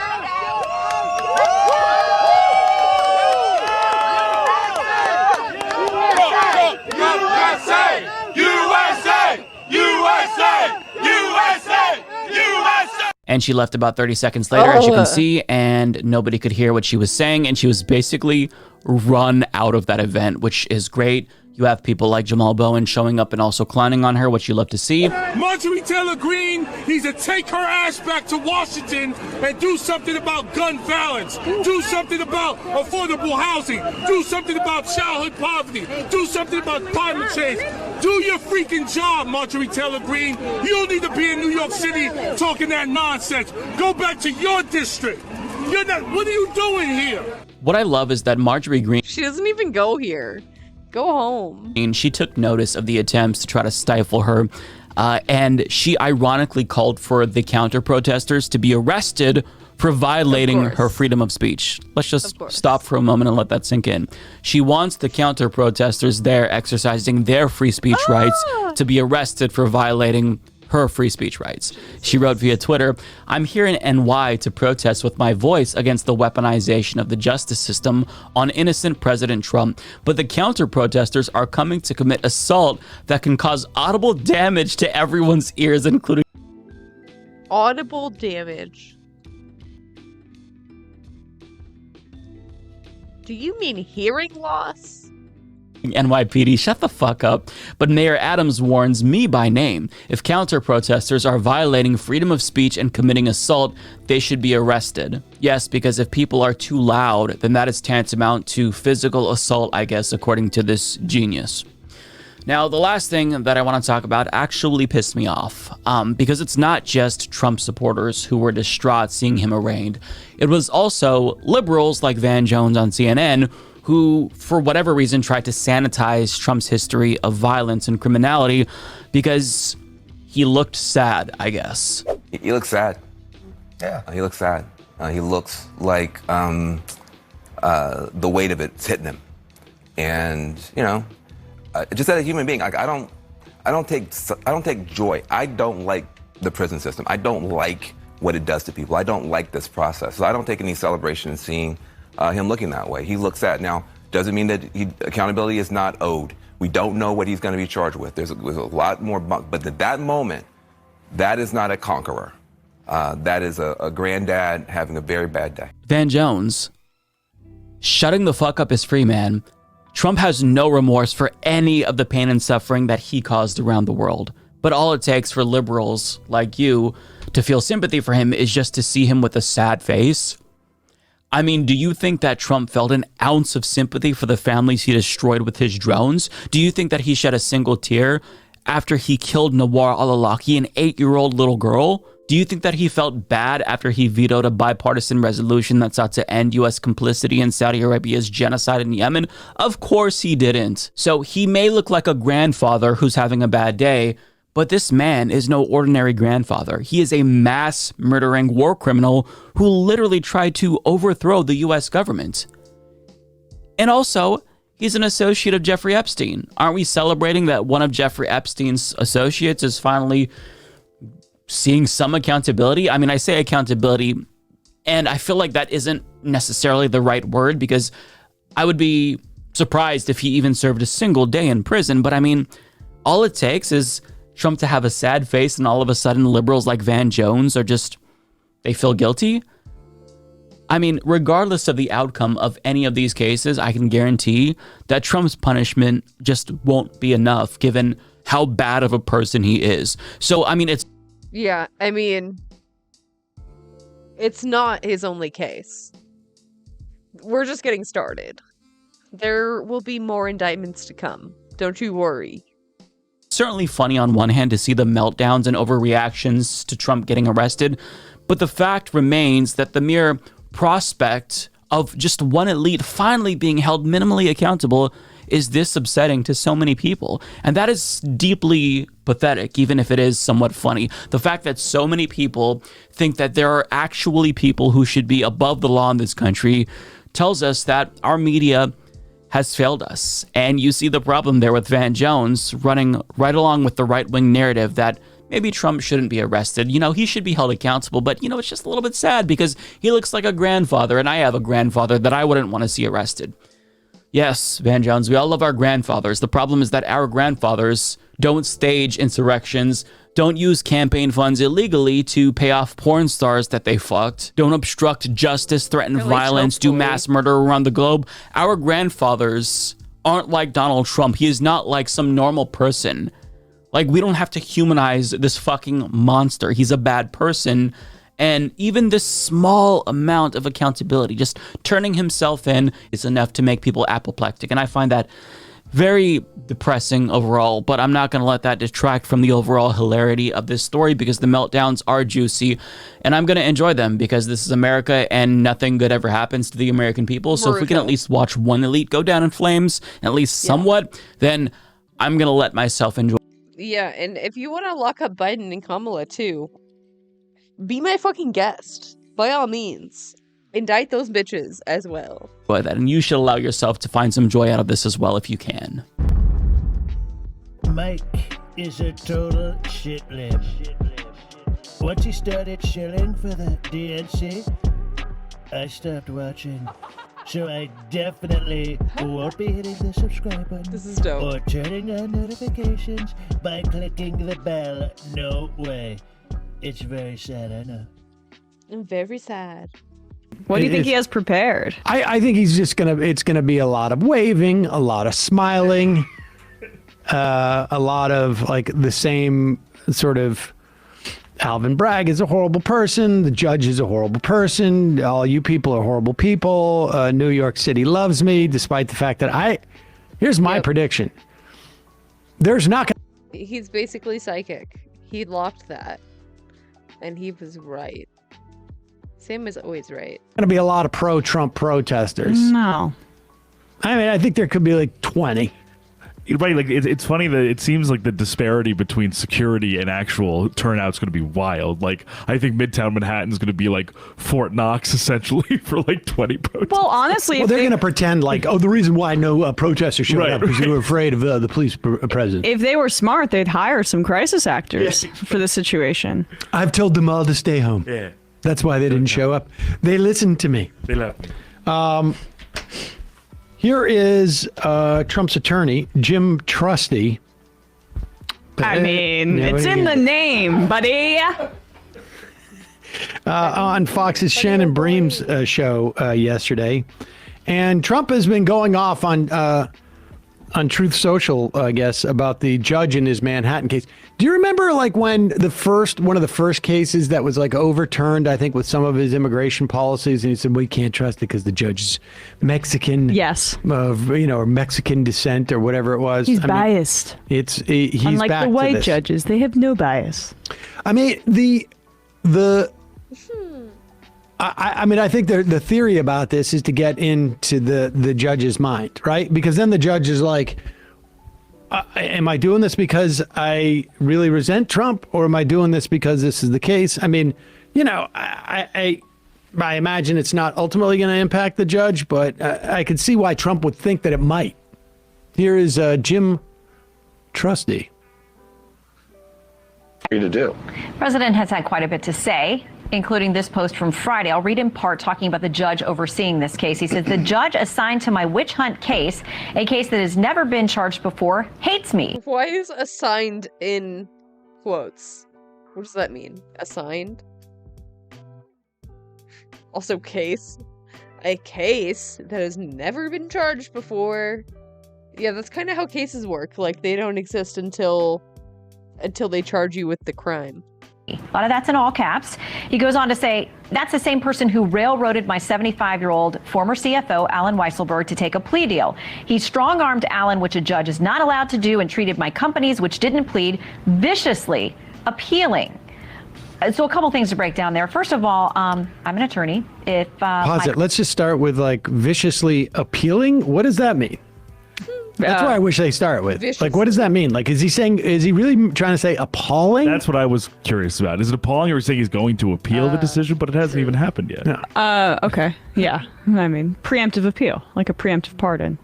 I never saw his avatar on his Truth Social. It's so over the top. My God. He's also doing now mime. Yeah, I think this was, if I'm not mistaken, I think someone made this with AI, and he just loved it. Too is my understanding. Back to go. Judge is not allowed to do, and treated my companies, which didn't plead, viciously appealing. So a couple things to break down there. First of all, I'm an attorney. If my client posted that and was facing that judge, wouldn't make my job any easier. Does it worry you? Well, look, the president's a big believer in free speech, as you know. He's got strong opinions. I think he's very frustrated for some of his very loyal employees being caught up in the machinery of a persecution. And so he feels strongly about it. Oh, well, I'm sure that will help with the judge. Yeah. I mean, do we know what Alan Weisselberg said about Trump? Do we know that when he took a plea deal that he did not reveal any information to prosecutors? Maybe Mr. Trusty here might be changing his tune once he hears what Weisselberg had to sing in his song. That's just a guess. I'm against free speech in that situation. Also, gotta say, Stop talking, Alan. I know, Alan. Gag order. Yeah. Why do all of gag order on the get it? Because it's a case involving a sex worker. Get it? Gag. Trump's attorneys? I saw another one of his attorneys on a talk show on Sunday. They all look like mob guys. Well, I'll tell you something. I know some defense attorneys in some very big defense firms, and apparently the Trump people went out to all of them. And I don't doubt there it. was only a limited amount left. And look, I don't know, but it doesn't seem uncommon to characterize the lawyers in that way. Maybe that's let me just put it that way. Yeah, I mean, that's the Roy Cohn connection. Anyway. Speaking of Roy Cohn, here is Bill Barr, former AG, on whether what he would do if President Trump was his client in terms of putting him on the stand to testify. I'll ask you what I asked Jim Trusty as well. If the president was your client, would you put him on the stand? Because I got to imagine in any of these cases, if it gets to trial, he's going to want to defend himself. Definitely not. Yeah, well, I mean, I'm not his lawyer. Generally, I think it's a bad idea to go on the stand, and I think it's particularly a bad idea Yeah, I think it's pretty much always a bad idea. for Trump because he lacks all self-control, and it'd be very difficult to prepare him and keep him testifying in a prudent fashion. Okay, let me ask you about this back and forth. I wonder if he's laughing, thinking about how often he defended all the horrible stuff that he did. He literally said, "I would vote for him in Hilarious. 2024 if he's the nominee." Of course Thank you, Bill Barr. Of course he would. I'm not Trump's personal attorney anymore. I'm not Trump's personal attorney, although when I was just vying for the job of AG, I wrote a 6-page memo on why he shouldn't be subject to any type of legal implications. We're going to take a break in just a moment. Douglas Rushkoff is going to join us. He's professor of media studies at Queens College, author of Survival of the Richest, Escape Fantasies of the Tech Billionaires, which has, I mean, we're all just waiting around for Twitter to fall apart right now. And apparently the only person who's lost their blue check is not even a person. It's just the New York Times. Yeah. Maybe we'll ask Rushkoff about this because I'm sure he has should. some thoughts about this. But I'm just sort of, it's just amazing. When I did that PBD podcast, they asked me about Elon Musk. And you got to appreciate the new things he's come in and done on Twitter. And I'm like, what are you talking about? I mean, we appreciate it from a content perspective, but there's no new products he's rolling out. He's just showing that he fundamentally doesn't understand how people use Twitter or why. Yeah. Like the idea that like everybody's going to get a badge. That's not the point. The point is to know that who it is that you're talking to. But whatever, we'll talk to Rushkoff about that.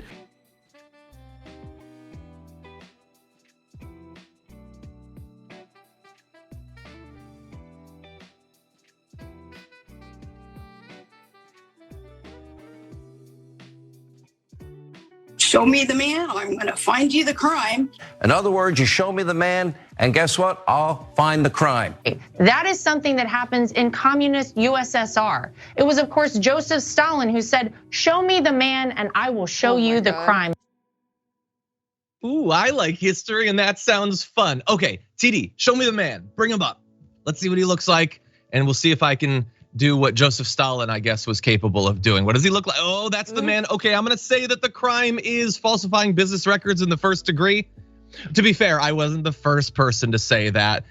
Sources close to the investigation say that that is one of the many things he will be charged with come tomorrow. And that is a felony in New York State. Now, it is possible that after all of this hullabaloo, he would be hauled in tomorrow and literally dozens of misdemeanors would be laid on his lap. I guess that is possible. I don't think most people expect that. They were expecting that if you're gonna do all this, it's because you've got a felony charge. And apparently they think that they do in this falsifying business records in the first degree when it comes to hiding the repayment of this hush money that went to Stormy Daniels. So we're gonna find out tomorrow, Francesca. There are literally expected to be at least 24, if not more, charges. It might be that there are other felonies as well. But that's one of the big ones, and we'll see if they have the capability to actually prove it. I mean, yeah, I think all the charges were felonies, if I'm not mistaken, which is pretty wild. It makes sense though, because like they always go after the like worst charge possible, so that when your lawyers eventually argue it down, it's not as severe. So much more coming at this guy. Like seriously, it's so funny that they choose this quote, like, show me the man and I'll show you the crime, and like the talking point and how it funnels from like Rupert Murdoch's anus down through into their little gullets, like as they have to regurgitate the line. Like I love that so much. And also it's like, no. How about choose any crime? Look at all of the crimes. I'll show you the same guy. I'll show you one guy. We are at the point, John, and this is, again, I'm doing a little, sort of crystal ball looking into the future, where they're going to celebrate just how many crimes he was able to do. They'll be like, no one else has actually been able to do so many in such little amount of time, if you think about it. Yeah. They're gonna hang on to the criminal aesthetic. Of course. I mean, if you can't beat the allegations, then embrace them, I guess.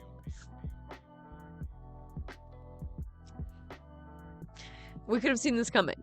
We knew this was gonna happen. He did an insurrection. Of course he's gonna, play the badass after that. That's the kind of switcheroo they're gonna pull in. I give it yet less than a year. Yeah. I get that you have to fill your time or whatever. You're doing a show or whatever, and most of these people, they're not the cleverest people in the world. So, hey, a quote that seems to get me out of having to think about this. Yeah, show me the man, I'll show you the crime. Yeah, but you could say that in defense of literally anyone. It doesn't. Like, can we be clear? It doesn't say anything about any particular case. They think that Hunter Biden did something China. Oh yeah? Show me the man and I'll show you the crime. You think that Biden did something with Ukraine? Okay, show me the man, I'll show you the. It doesn't say anything. If you're going to talk into a camera and appear to be making a case with your body language, with your intonation, with your sidebar graphics, maybe actually say something. Just say instead it. of just throwing to a historic figure to not make your case for you. Exactly. Just in case this Dominion lawsuit, just in case they get implicated, who they don't knows? want to say anything anymore. Look, I was quoting Stalin. It just came to me. I was just following Stalin's orders. Yeah. What? Anyway, I also want to add, in advance of tomorrow, obviously we're going to be doing probably live coverage of him being brought in. It'll probably be occurring when we're on the air. He has apparently told advisors, Trump has, and associates, that he's prepared to escalate attacks against Alvin Bragg now that he's been formally charged, and remarked in a private moment that it's time to politically blank him up. You fill in the blank for your. Politically fuck him up? Jesus. Just politically though. Definitely not a physical threat. Definitely not, making an overt threat to these people's lives. Definitely not that. Yourself, America. Because apparently he'd been taking it easy on Alvin Bragg up until now, with the pictures of him with a baseball bat and the references to death and destruction and constant calls to protest and all that, calling him an animal, calling him Soros funded, the anti-Semitic and racist tropes that he's been throwing around. All of that, that's kid glove stuff. Yeah. Now he's going to get brutal. And the interesting thing is, he is getting closer and closer to the time when those sorts of attacks might actually have real consequences, because once he's brought in, if he is making claims like that, if he is like lying about the actual legal process, if he's making these threatening remarks, then the judge, I would say, is under an ethical responsibility to either give him a gag order, or, and especially if he violates that, he can be held in pretrial detention. I'm not a lawyer, don't rely on me for your legal advice, but that is everything that I have read. Now that again would be a fairly unprecedented thing, but we are in unprecedented territory, and Trump is signaling that he wants to see how far he can go with this and test the judge's resolve. I mean, I just love, also this is a year where we saw Bannon and I believe Alex Jones do that very thing. Like Alex Jones, who's like, no, I never created a meme of the judge in this case, with devil horns. And they were like, I point you to Exhibit A, the judge with Right here. devil horns. Is this not your Right here, this you, Alex? Your site? And he's like, and then you get screwed for it. Yes, you have to shut the F up at some point. That's part of this whole Shut the thing. fuck up Friday. Exactly, 100%. Or it should be. But Yeah. we're gonna see. I don't at this point, I don't even want to make any predictions about tomorrow, because tomorrow could be a total nothing hamburger. It totally could be. Maybe we barely even see him. He gets out of his car, he goes in. Yeah, we still don't know though. We don't get the mug shot. There's no major protests. He doesn't say anything crazy. He listens to his lawyers. And then tomorrow basically passes with nothing. I'll be back in 2 seconds. Or tomorrow could be January 6th part 2. And Marjorie Greene could be on horseback with a Trump flag wailing away at people. I don't know. But No. Definitely stay tuned and find out I together. say if you're in the vicinity, you go and you protest. New York, show up. You know he could have never been elected to dog catcher in that town. So go show him what New York is made of, and not in a weird Eric Adams way. Yeah, no, definitely. Look, whether there are there protesters or not, there could easily be more counter protesters. And I understand that counter protesting in that way, you might fear that with the way that the cops are, maybe you get charged with something. But if they do that, you say to them, yeah, you show me the man and I'll show you the crime. Are you kidding me? You Anyway. guys, what an exciting opportunity. You think front row seats? I would want to be there for that. I would. Yes. Yeah. You don't need to fly over there. You've already done your time in New York for protesting anyway. Oh, I know. It's true. Yeah, show me the Francesca and I'll show you the crime.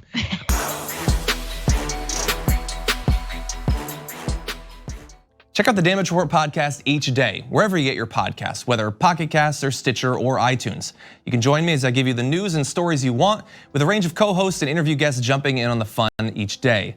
Again, that's the Damage Report, wherever you get your podcasts. And if you get them at iTunes, don't forget to rate and review. Sometimes I'll read them live on the show.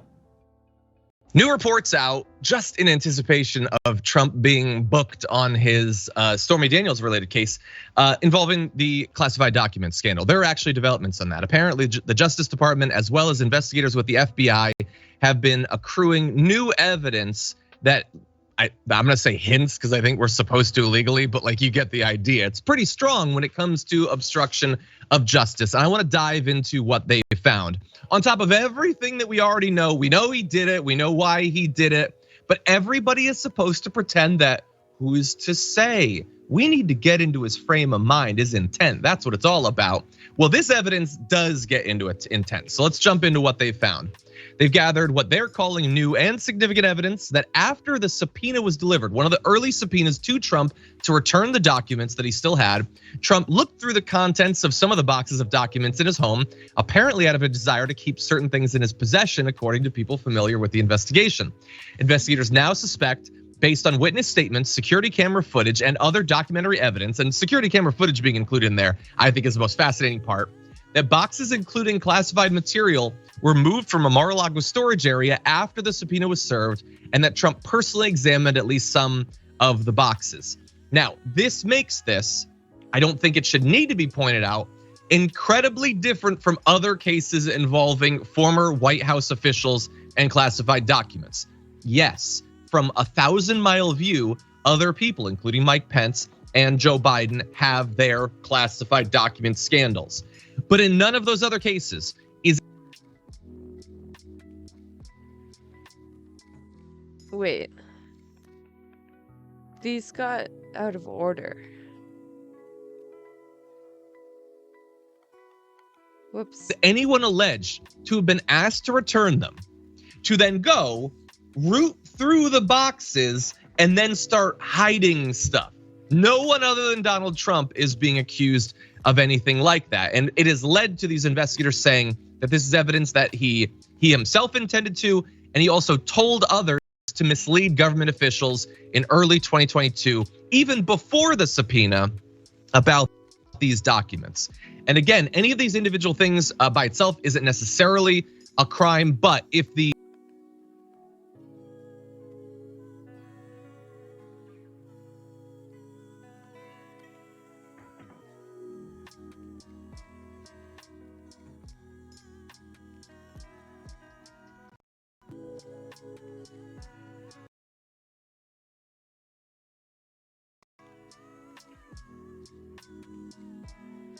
I hate my fucking AirPods, dude. They just like won't listen to me. They never do what I fucking want them to do. I don't understand why. The ridiculous legal hurdle that needs to be overcome is all about intent. Him telling people to lie, him getting a subpoena and then hiding materials. I don't know what you need beside that to prove what his intent was. Francesca, Absolutely. What do you think? And what's incredible to me about what you just said is that you won't find that kind of clarity about the apples to oranges situation, you know, Pence and Biden's documents versus Donald Trump's documents on places like NPR even, right? Where it's like, as soon as the Biden documents were discovered, it was like, well, you know, everyone does take documents and who are we to cast stones in glass house? You're like, oh my God, shut Whomst among us hasn't stolen some documents? Shut up. It's totally different. It's incredibly different. And here you have the proof. So you can no longer say, he can no longer say, and his lawyers can no longer say that, you know, to quote the old Chappelle, I'm sorry, officer, I didn't know I couldn't do that. You know, the height of white privilege, the height of what he probably is going to still try and claim. No, man, he went in there, he started rifling, he probably is on camera picking his, you know, diaper wedgie, and he's moving stuff around. He's wiping his, you know, chicken finger, like chicken wing hands on the outside of the box, you know, all the stuff. And he's moving it to, I don't know, wanna bet, hang on, this all ends with some exhuming of his ex-wife. Like, if I were Trump, you put it with your ex-wife. That's what you do. Guys, You put the thing that you truly treasure with your ex-wife. You don't care so much about that. You care about the documents. Yeah. I obviously do not think that the odds are very high that they're gonna unearth a coffin and find documents. But if they do, man, none of those right-wingers are gonna stumble for even a second in defending that. The president is allowed to stuff coffins full of documents. Everybody does it. And it's to prove that she died from the vaccine, obviously. Oh my Of course. God. He's just trying to lock her up, okay? Let's be honest, folks. We've all borrowed a document or two. No big deal.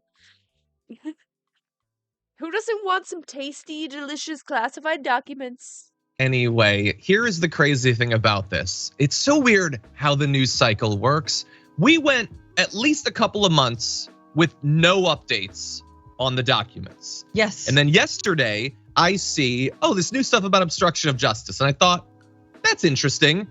And then, but by the time we produced that, between then and going live, multiple other pieces of information also have come out. Apparently, investigators also have evidence that Trump sought advice from other lawyers and advisors on how he could keep documents after being told by someone on his team that he could not. He's just like desperately hoping that lawyers will tell him what he wants to hear. Like cousin Greg asking for a way to respectfully sue someone. Like, you can want it, that don't make it likely. And then on top of that, Brett Baer today reported that multiple Secret Service agents connected to Donald Trump have been subpoenaed and are expected to testify before a DC grand jury, likely this Friday. This is a separate grand jury from the Stormy Daniels one. This is the one on the classified documents. The Secret Service agents are the ones who've been around him in Mar-a-Lago, have seen when these boxes have been moved. They would know all about this. I don't know how much they can be like compelled in this particular way, but they definitely have the information. And maybe they sneak in a couple of questions about January 6th, maybe of the Secret Service member that he was choking in his effort to get to the White House. God, what a deep. I forgot that you get Secret Service agents after you leave office as president. Yeah. What a detail. You know what I mean? What if you were just like, imagine the Armageddon drawing of straws that you had to go through to be like, please don't, please don't, please don't, please don't. Oh God, you know? No, and then, I don't. No, you don't know. Yeah, no. Anyway, the point being, remember, this is also a different grand jury than the Georgia election fraud grand jury. How many grand juries, how many awkward horse girls are we going to see? I love them all. I want more characters out of this. I want to know, we know there's always more horse girls. Roughly how many grand juries, but which will be the grandest of them all? Yes. When all is said and done. I don't know. I'm hoping Fulton. Mirror. But we'll see. We'll see.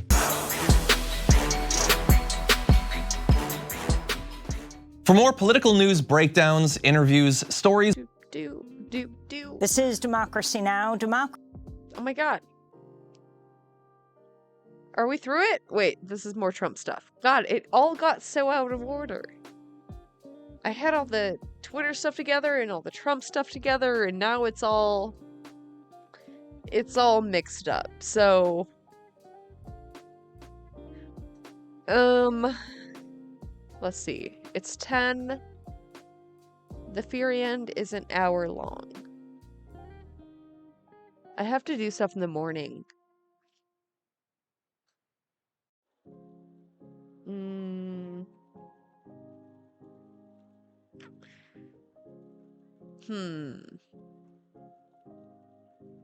I always put way too much stuff in here. Hopefully, I can get on earlier tomorrow. Praise. Let's at least get to this. Well, there's 2 Twitter things. Well, fuck.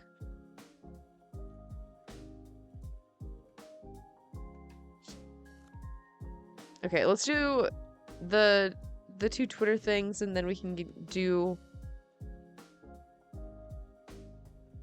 Then we can do Fear End. Deal?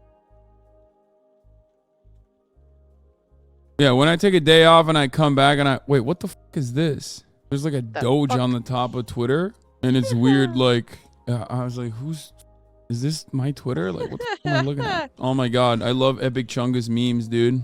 Is this on late April Fools? Oh my God, Elon is such an epic meme guy. Elon Musk changed the Twitter avatar to Doge today. You know, face of Dogecoin. And you might be wondering why that happened. Well, maybe this has something to do with that. Elon Musk seeks to end the $258 billion Dogecoin lawsuit. This is from Reuters.com. Elon Musk asked the U.S. judge on Friday to throw out a He's such a fucking narcissist, dude. He always has to be the main character. $258 billion racketeering lawsuit, according to him. A lawsuit accusing him of running a pyramid scheme to support the cryptocurrency Dogecoin. Why do I get the feeling Dogecoin was added so that when you search Elon and Doge, the story of his racketeering lawsuit will be buried? Yeah, I mean, I don't think so, because that would imply that Elon Musk is like smart or has like at least like a level of intelligence and he thought this through. I mean, maybe. I think he thought that it was like funny because he's like memeing. Why did he do it? Because of the lawsuit, but just to be like, just a meme about it. The lawsuit is happening and he's actually doing it because he's the meme billionaire, because he's a meme lord. Like, lol, I don't care about this lawsuit. And not necessarily because it's like a 5-head move to turn it around somehow. I don't know. His tweet about him is evergreen. That's not a crazy theory. If nothing else, Elon Musk understands SEO. He gets it. He has a PR team. even though he doesn't listen to them most of the time. This seems like a PR fucking move. I'm gonna be real with you. And like, it would have that effect where it's like harder to search about the lawsuit. Green, is a new platform needed? Just buy Twitter and change the bird logo to a Doge? Haha, that would be sick. Elon Musk is what happens when the ghost of a 14-year-old who died in 2011 and the ghost of a 19th century oil baron try and possess the same body. That is really funny. That is a good tweet. That would be sick if I did that. There's nothing unlawful about tweeting words of support for or funny pictures about a legitimate cryptocurrency that continues to hold a market cap of nearly 10 billion, Musk's lawyers said. This court should put a stop to plaintiff's fantasy and dismiss the complaint. In an evening filing in Manhattan federal court, lawyers for Musk and his electric car company called the lawsuit by Dogecoin investors a fanciful work of fiction over Musk's innocuous and often silly tweets about Dogecoin. The lawyers said the investors never explained how Musk intended to defraud anyone or what risks he concealed, and that his statements about Dogecoin rules or no highs, no lows, only Doge were too vague to support a fraud claim. In a footnote, the lawyers also rejected the investors' claim that Dogecoin qualified as a security. Of course they did that. Investors accused Musk, the world's second richest person according to Forbes, of deliberately driving up Dogecoin's price more than 36,000% over the 2 years and then letting it crash. I hate these stories, man. I hate it. I hate it. They said this generated billions of dollars of profit at other Dogecoin investors' expense, even as Musk knew the currency lacked intrinsic value. I hate this shit so much because while there is validity to this argument that like Elon Musk absolutely fucking promoted Dogecoin, I hate that these are the idiots that are like, oh, we got duped into buying Dogecoin because Elon Musk duped us and it's not even a regulated security. So we bought this dumb shit after Elon pumped it. It's making you side with the idiots? Exactly. Exactly. The $258 billion damages figure is triple the estimate decline in Dogecoin's market value in the 13 months before the lawsuit was filed. Musk's posts on Twitter, which he owns, have prompted multiple lawsuits. He won a court victory on February 3rd in San Francisco. Jury found him not liable for tweeting in August. Yeah, he is not going to lose this case. He won a court case over literally lying about arranging financing to take Tesla private. Like, if you think he's going to lose a court case on crypto, on a crypto pump and dump, you're out of your mind. That's why I think he's just posting this to fuck around and be like, yeah, okay. And not because he's trying to hide that he's like, he has another lawsuit. Elon Musk, as of tomorrow, and this is not an April Fool's Day prank, as far as we understand, Elon Musk's Twitter Blue verified checkmark is going out as of tomorrow. There will no longer be a legacy verified Twitter Blue checkmark in play on the platform. My checkmark is going away. There have been some people who have criticized this, myself included. It kind of basically destroys the entire reason for why someone would actually buy the check mark to begin with. Legoat responded to this. He said, well, guess my blue check will be gone soon, because if you know me, I ain't paying the $5. That's right. He's the GOAT. So what's funny about this is that the only reason why someone would ever go so far as to buy a blue check mark is so that they can fool people into thinking that they are actually verified, like a notable figure or something like that. That was the real reason why people were buying check marks. Now, even then, a lot of people still didn't buy it. They open source the Twitter algorithm. There are lines of code in the user's political standing. Oh my God, I swear to you, this is real. The algorithm source code literally has a carve out just for Elon's posts. Yeah, makes sense. Anyway, this was what Megaphonics had sent earlier and got timed out for, but we're still... Oh my God. No shot. Do I have anybody who reads code? What the fuck?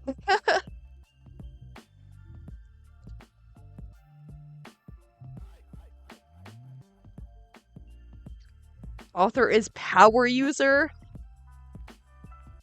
Oh my God. They had to write in that he's a power user. He's not just a regular power user. They had to make him look like one. Sense. Anyway, this was what Megaphonics had sent earlier and got timed out for, but we're still going to keep that. Some artists who make a living on commissions as searcher were concerned about visibility / algorithm. We're buying it too. Yeah, ultimately though, the main reason why you do it is because you think that you're going to have a leg up. You think that people are going to think that you are like maybe accidentally in the brief moment in time. Oh, thank you, Murat. Murat brought my chicken for me. Goated. Didn't even ask for it. The king. Brawl's brother brought my sandwich, which I didn't ask for. Yeah, that's it's true. All right, let's watch this. Starting tomorrow, Twitter's famous check mark will come with a price tag. That's according to Elon Musk. The blue tick has been a long-time social media status symbol and a way to verify the identity of celebrity users.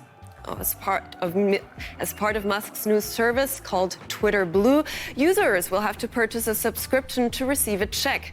The move comes as Musk tries to boost revenues. The new checks will cost around $8. Under Elon Musk, Twitter has been devalued by close to $1 billion. The Twitter blue checkmark has brought in, I believe, like a couple million? Oh, close to 20 billion? Oh, I was wrong. Sorry. Let's look at some of the numbers. In the 5 months since Elon Musk overpaid for a relatively small microblogging platform called Twitter, the platform had punched above its weight in pure user numbers thanks to an unrivaled ability to both distribute real-time information and make expertise available. Combine these elements with your own critical faculty to weed out the usual spam and BS, and it could feel like the one place online that really mattered. A lot of people in media are also on Twitter. That's why it's like important to the media. It's very good at disseminating information. There was an alluring, sometimes bruising, rawness to the medium. Yes, you could get the thrill of almost unvarnished opinions from celebrities on Twitter, at least compared to the curated social media feeds like Instagram. Elon was forced to take over, and he basically fucked it all up. If he wanted to purposely tank this fucking platform, the steps that he would have to take would be almost identical. The only time when usership or daily active users went up was to basically say goodbye to the platform itself and watch it absolutely get fucking eviscerated. People were on the platform. Which by the way, Elon famously implied that he was doing something good. He spent $20 billion to avoid paying a $1 billion fine for not purchasing Twitter. But of course, he didn't even need to pay a $1 billion fine if he had never said he's going to purchase Twitter. But he leaned into the memes, and then a commerce court in Delaware forced his ass to buy Memed too close to the sun. Twitter. But fear not. He unbanned all the Nazis. So many actual leftist accounts that were banned also were able to get unbanned in the process by claiming, literally in one line, pretty much every single person that was banned in the former Twitter was able to now get unbanned by just saying, I was banned because I have right-wing opinions. I'm not even kidding. Literally, so many people, if you have... Even, like, leftists have been unbanned for saying that they were banned for being right-wing. It's all a joke. If you're banned on Twitter and you want to get unbanned, just write reason for your, request for unban. Write that you were banned for right-wing opinions, and they will unban you. Turn the verification into a pay-to-play megaphone and literally started banning journalists. Remember that one? That was really awesome. Musk has applied his vast wealth to destroying business as much as the information network's value as possible in a short period of time. Almost admirable, really. If you were like any other social media platform, looking at this, you'd be like, wow, like I haven't seen some fuck up like this since Mark Zuckerberg and his Meta play, which was also disastrous. His VR play with Meta. As far as I understand, what ended up happening is that the platform's valuation tanked, and more importantly, the money maker for Elon Musk, the Twitter Blue, actually fucking brought in 11 million in subscription revenue since relaunching Twitter Blue 3 months ago. 11 million. That is a laughable amount. That's like an amount of money that Trainwrecks could gamble in one stream. If the only amount of revenue that you've brought in is the amount of revenue that Trainwrecks will lose in one fucking stream of like... That really puts it in perspective, because like, obviously 11 million is a lot to any regular person, but like,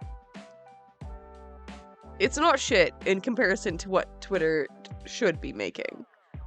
Spinning and trying to get the book. That's not enough revenue, especially not enough for a company that is already not profitable, that took $20 billion out of your pocket and then some out of the pockets of other kind of scary men and women that you went to. If Elon Musk's absolute fucking failure of Twitter is not proof enough for you to understand that billionaires are kind of just lucky and are not really working harder than you, and in most circumstances, like in Elon Musk's, are just beneficiaries of intergenerational wealth more than anything else, I don't know what to tell you. Twitter Blue is also the reason why advertisers fled the platform, because there was so much commotion. People were basically utilizing Twitter Blue to make incredible memes that actually unironically ended up hurting Big Pharma, memes that played a role in Big Pharma prices stock prices going down. Specifically, the one about insulin, where a Hasanabi head made a fake, was it Eli Lilly? Made a fake Eli Lilly account and claimed that insulin was going to be free, which led to people asking the question, why isn't that already the case? Which led to a gigantic tanking of the Eli Lilly and other insulin developers' stock. Now, that wasn't enough for Elon Musk. A major reason for why Twitter Blue was even a thing that people would want to purchase was because you could accidentally fool people into thinking that you were a verified account because you had a legacy blue check mark. Elon Musk decided that that also shouldn't be the case. He basically diminished the product that he was selling with respect to Twitter Blue. So then when everybody said, well, why the fuck would anybody buy a blue check mark now, idiot? He turned around and said,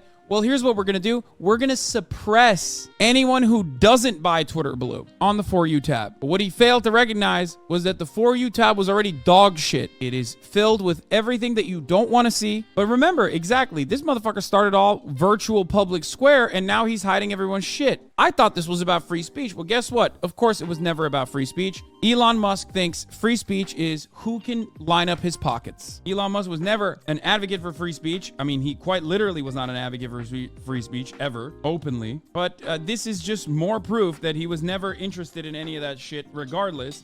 No one really is. Will that actually deter his dick-riding bootlickers from continuously defending him? Of course not. So when he realized that his new scheme was also going to be a failure, he has now decided that Twitter's For You page will only recommend Twitter Blue verified accounts. So good luck to Twitter on this latest endeavor. It seems to me it's going to fail even further. He's just absolutely lighting it on fire. Now, fear not. There is one thing that's very good. This also tanks Tesla stocks, because Elon Musk is the key man for Tesla. That is the reason why Tesla's valuation has been incredibly, astronomically, way too fucking high. That's not my assessment. That's the assessment of like actual finance people who understand the stock market. Tesla benefits from being considered a tech company and not a car company, which is why when 98% of its vehicles are recalled for a backup camera failure, 98% of all vehicles sold in NA are recalled, Tesla doesn't take that ginormous of a stock hit. If a similar thing were to happen to Volkswagen perhaps would never be able to fucking recover. Elon Musk has made incredible promises time and time again that he has never actually fulfilled, but he has enjoyed the many benefits of said promises, boosting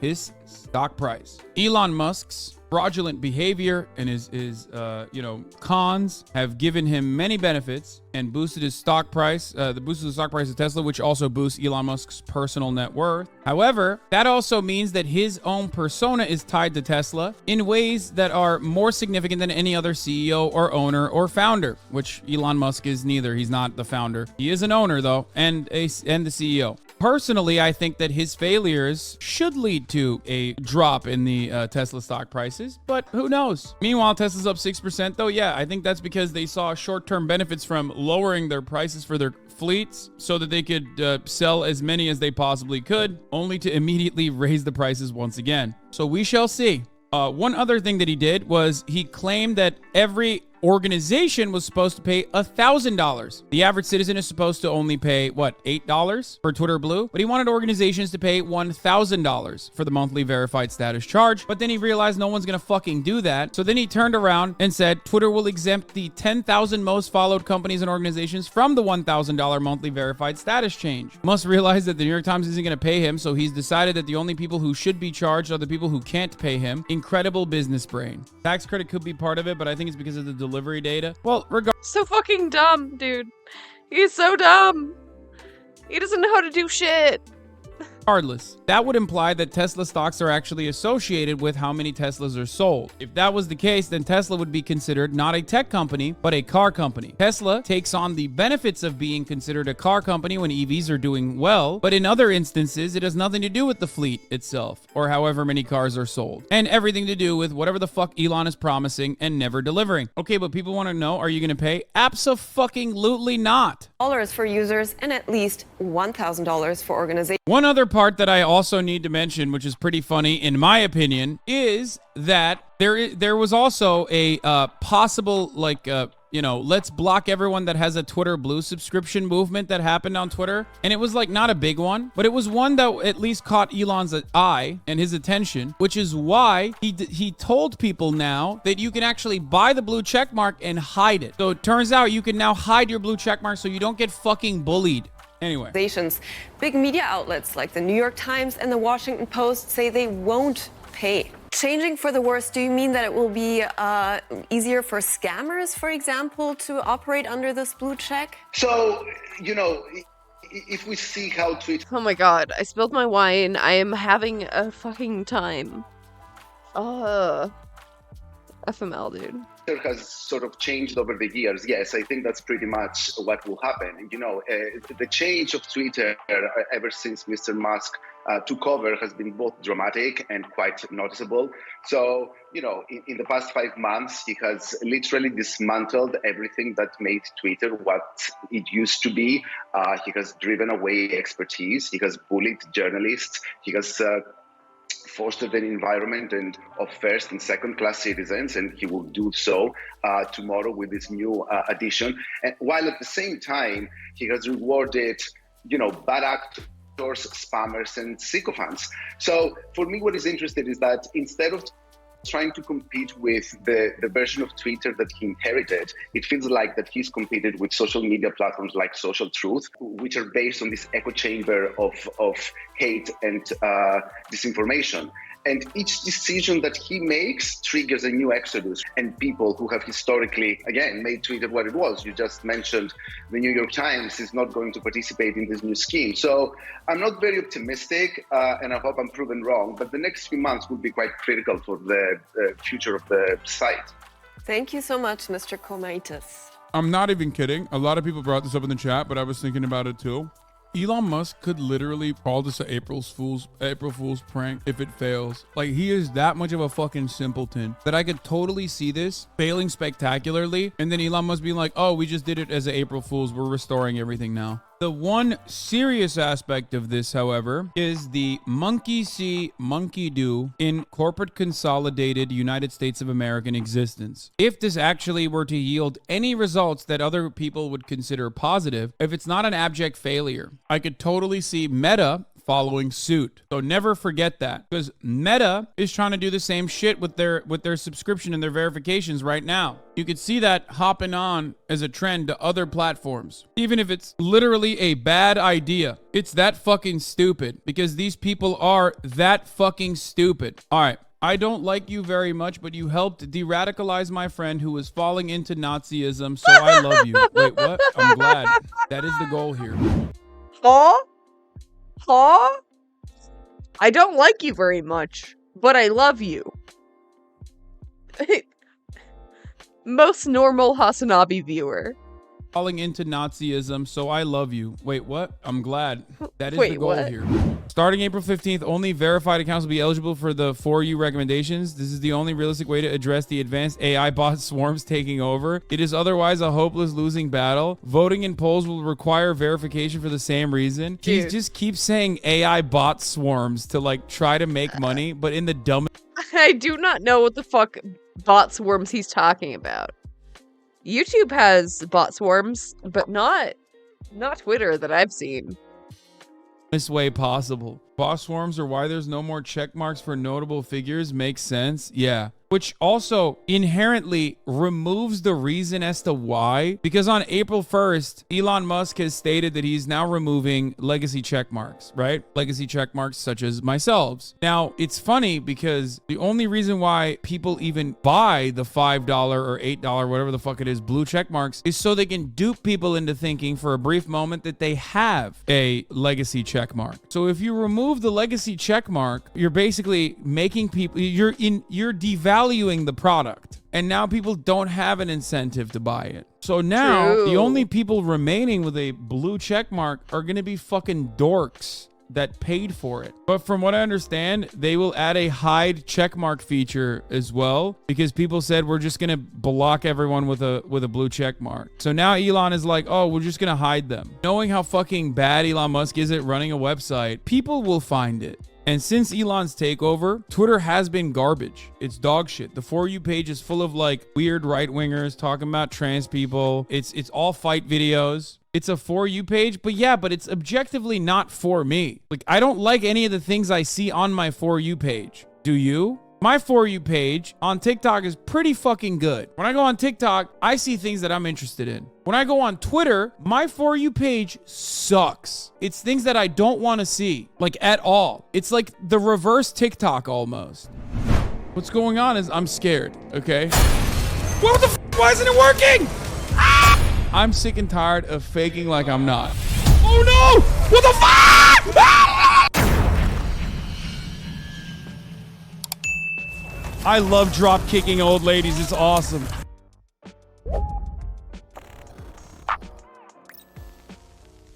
Before Elon Musk bought Twitter, he claimed that his support for free speech was unequivocal and that he even wanted his worst critics to remain on the platform once he took it over. Remember that? Yeah, I do too. Fast forward to today, however, and his That was literally never true. Never true. actions have thoroughly proven that that is indeed not the case, since LGBTQ inclusive language is now seemingly being censored across the entire platform, and nobody really knows why.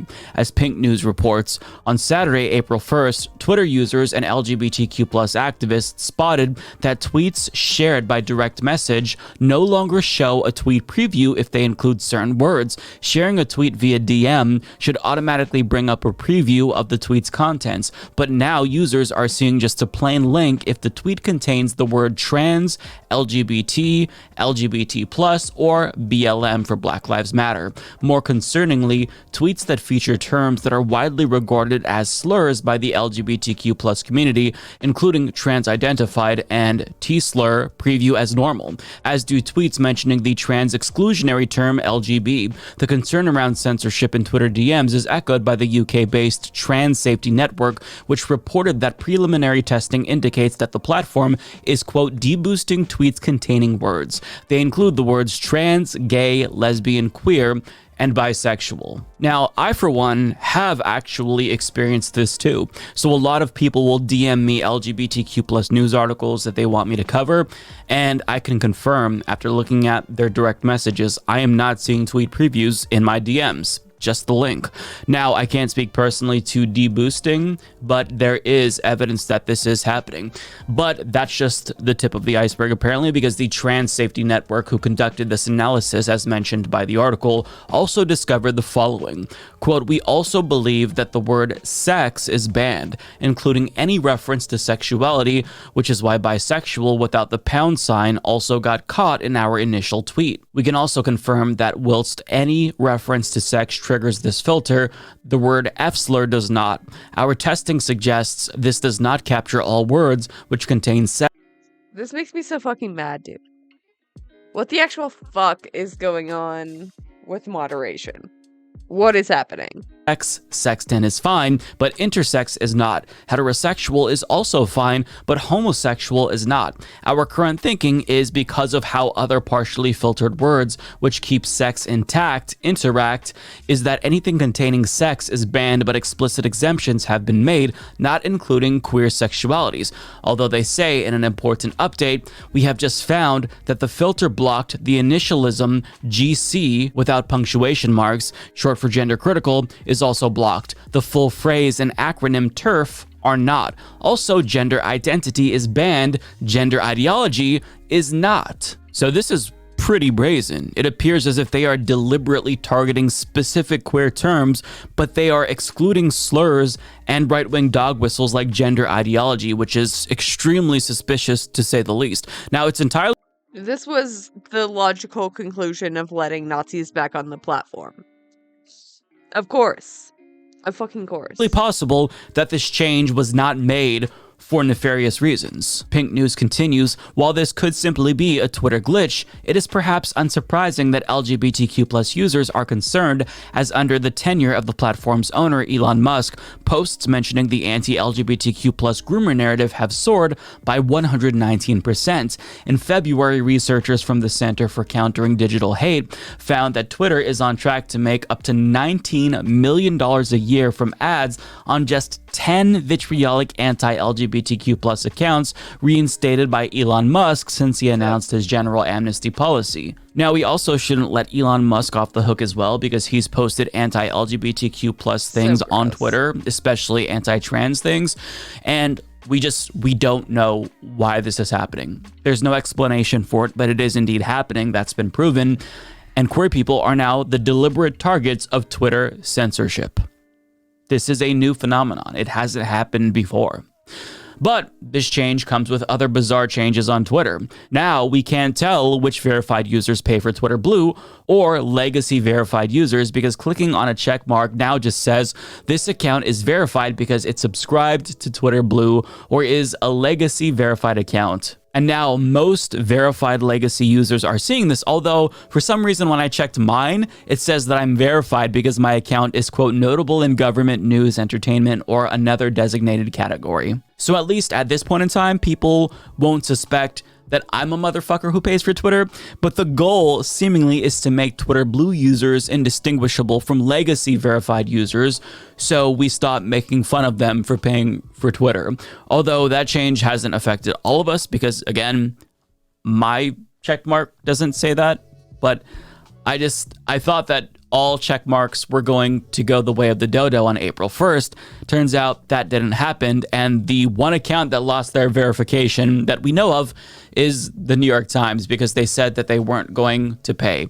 But apparently it's very difficult to just remove all check marks, and you have to kind of do this manually, one by one. This is the reports. I can't verify that. I'm not an engineer, so this is why perhaps it hasn't happened, but this change doesn't affect all of us. One change that has affected all of us is that the Twitter logo has now been replaced as of Monday with the Dogecoin logo, which comes as Musk tries to get his $258 billion Dogecoin lawsuit dismissed, where investors... It's so fucking embarrassing, dude. How are you not embarrassed? Oh my god.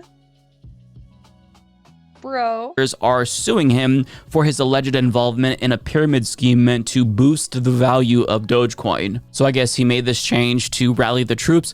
I don't know. I mean, this is another change that nobody asked for.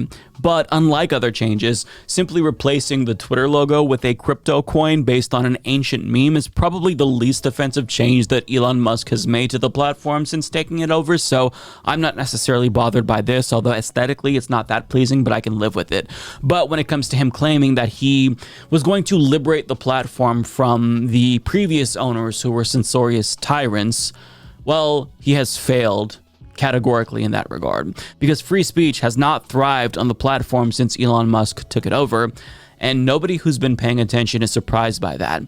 But one thing that will continue to not surprise any of us who've been on the platform for years is more dumb changes that are instituted for seemingly no reason. But, you know, you can scoff at or make fun of the stupid changes that he makes, but censoring an entire marginalized community on Twitter when they are desperately trying to get their message out there amid an international hate campaign, that can actually do real harm.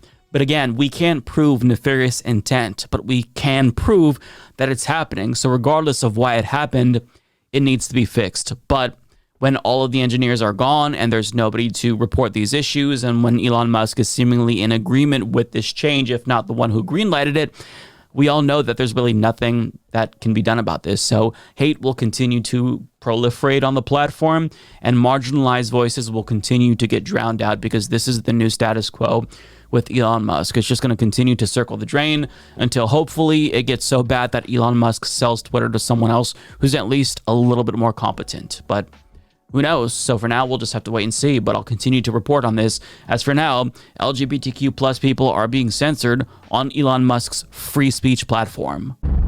When you acting like a beta, beta, call you the P word.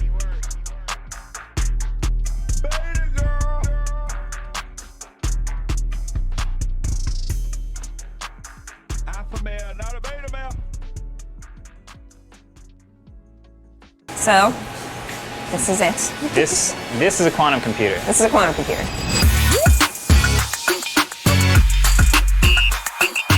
Here I am seeing a real-life quantum computer for the very first time with my friend and king of tech YouTube, Marquez Brownlee.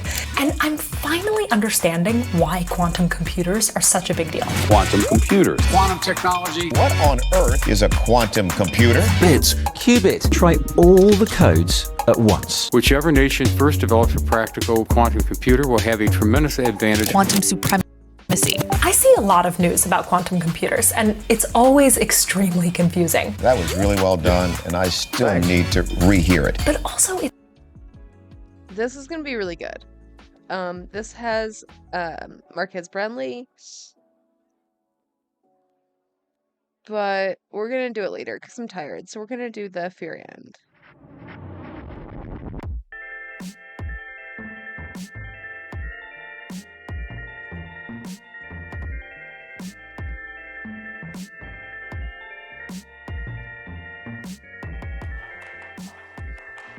We're here. We're live. I cursed in the first 30 seconds, so we can't do that. Obviously, we're here. We're live. You guys know how YouTube works. We have YouTubers with us. This is one of the most slammed episodes of all time. We're really pushing the YouTube algo to its maximum. Let's fucking go.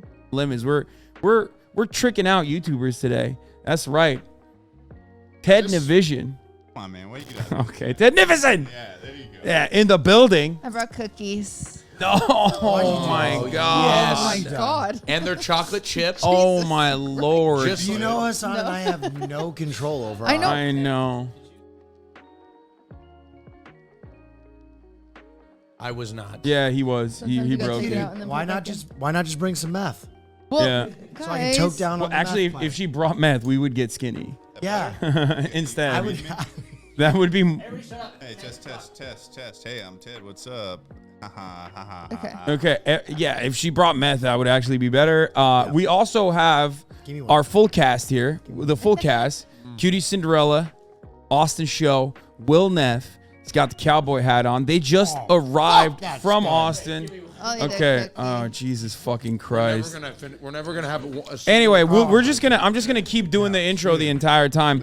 Last but not least, we also have Jay Schlatt in the building. That's right. You're the only person on the planet that calls me Jay Schlatt. What am I supposed to call you? So true. It's like formal. It's like he's just learning about it. It's like calling. What's his It's name, like Jay using. Schlatt? It's like using usted in Spanish instead of. Yeah, Jay Schlatt. Well, I didn't know you spoke Spanish. I took 8 years of Spanish. Really? Yeah. My God. Well, do you want to speak a little bit for us? No. Hassan, is this all I get? I get a mic that I have to. That's not my fault. It's March's. Well, I actually saw 2 seats, and I saw the microphone here, and I sat here before you could figure out what was going on. He did do that. A while. What the fuck are you guys doing? I mean, I know he lives out here. We ball sometimes, even though he's like, sometimes then we balled one time and then he stopped coming. We balled once, and I stopped coming because your personal trainers made fun of my belly fat. Wait, what? I'm joking, but no. What did they That's said you? drama. Didn't they call you the milkman? Isn't that what they said? What did they say? I don't know, but everyone's taking their shirts off, and I took my shirt off too, and they all pointed at me and they said, "Ha ha ha ha ha." They did not. Gamer body, you little piece of shit. And then They Hassan did not. was like, "Nice," and he gave them each $100. And it was Oh, that part's real. traumatizing. And then I'm eating this here, and I feel like, man. You guys are like professional podcasters, though. What's funny? Oh, absolutely. Yeah. This is No, they're I not. suppose it depends on yes, we do make money from this, but are we good at it? Really? You don't think you're good at it? I think I'm good. I could talk forever. Well, yeah, but he's also a liar. That's true. You could talk forever, actually. Most people who talk a lot are liars. Holy shit. God. I am a liar. We're in a. Well. Interesting. That's an interesting take. I don't know if that's true. We're in a room full of people who like to talk a lot. I am. I'm First full of order shit. of business. What are you guys doing? What are you doing out here? Oh, we're doing a cheeky little chuckle week. I mean, Oh no! Well, we didn't get the invite this time, so. Well, I mean, What happened? We just had Will on, recently. I'm actually Oh, going on, smash. so I'm going on too. Yeah, so not These we. two are going on. Do you want? Okay, we can. I mean, if Wait. It's mainly a problem with you. What was that? Well, I'm sorry. I didn't realize this was. Oh, my bad. Hey, I'm not the only one that breaks. See, it's the mic. It's not me. I got to explain this. Okay. Go ahead. There's a certain amount of room that we have during a Chuckle Week, and most of that is based upon how much stamina the individuals have. You should introduce what a Chuckle Week is first. If you don't know what a Chuckle Week is, it's essentially not a single week in the time of the people watching it, but it's a week for us. So it's a bit of a backwards way to name it, but since we're not in the same location, comes out to LA, we film a bunch of podcasts in the week. We don't need to worry about recording podcasts for like 3 months. 3 a day, most days. Yeah. Well, we've been doing it. We've been kind of like an average of 2 days this week. But this is the third today. That is true. And tomorrow there'll be a third for me. This is charity, though.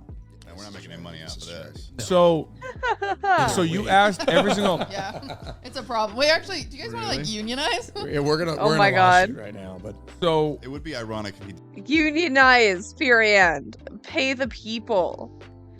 Pay your guests, dude. What the fuck? You know they could. Hassan could pay them all out of pocket. I don't know. It feels weird to me that he doesn't pay any of them.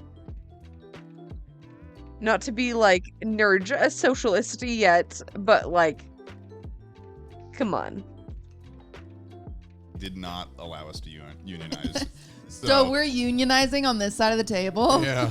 Listen, Hassan is smart. He Listen, does I'll- what every socialist does. I'll help He you allows bust me this to thing. be the ruthless capitalist that just destroys everybody's life, and then Oh. he hides behind a veil of ambiguity. Yeah. He doesn't know what's going on. So shut up and keep working for free, you fucking piss ants. Damn. That's bad that he said that, but I'm in Brutal. See, we got a system. We Okay. got a system. Man, Will was really ready to like take charge of that CEO role, that fucking capitalist exploiter role. So, I want clarity on. So every single person in this room is on the Chuckle Week Chuckle podcast. no, I was just on it recently. No, well, he's coming on, and so is Mark. So you're actually the only one that's not going to be on Chuckle Week, and that's because of the way you don't treated me tell at the him. basketball court. Yeah. Okay, to be fair, I was gonna say something I heard about you called him Portly Ted. Yeah, he called me Portly Ted, and he smacked my ass. I and then didn't he do any of those things twisted. because I'm also fat. But what I was going Portly Ted. What? what I was gonna vibe with you on was that there are some people out there that when they take their shirts off, it does feel like they're bullying you, even if they don't say anything. And my two trainers are He's like trying that. to commiserate with you without you agreeing. What I'm detecting here right now is that you're saying that I was insecure when your personal trainers took their shirts off, and I am now inventing some scenario that didn't actually happen. To which I say erroneous. Okay? Did that actually happen? No. Oh, okay. I'm gonna be honest. If I took my shirt off and somebody said I was I bullying did take my them- shirt off though, and there was a moment. Well, it's because they're like But so I didn't fu- actually take offense from it because they're- I'm not in the best shape. They're so shredded though that like it is offensive. When they take their shirt off, it's like kind of fucked up. Yeah. If you said I was bullying you by me taking my shirt off, I'd be like, that's the nicest thing anybody's ever said to me. Yeah, I mean you have a great body. Wow. You have a great body, but Yeah, it's truly incredible how in shape Austin is. Like, it's impressive. these guys they're on a different playing field body wise, I would say. Yeah, And this is even kind of when what they showed do. up for that basketball little pickup game. They were like, "Oh yeah, we just surfed this morning at 6 a.m. Damn. and then we carried goats on our back up a mountain."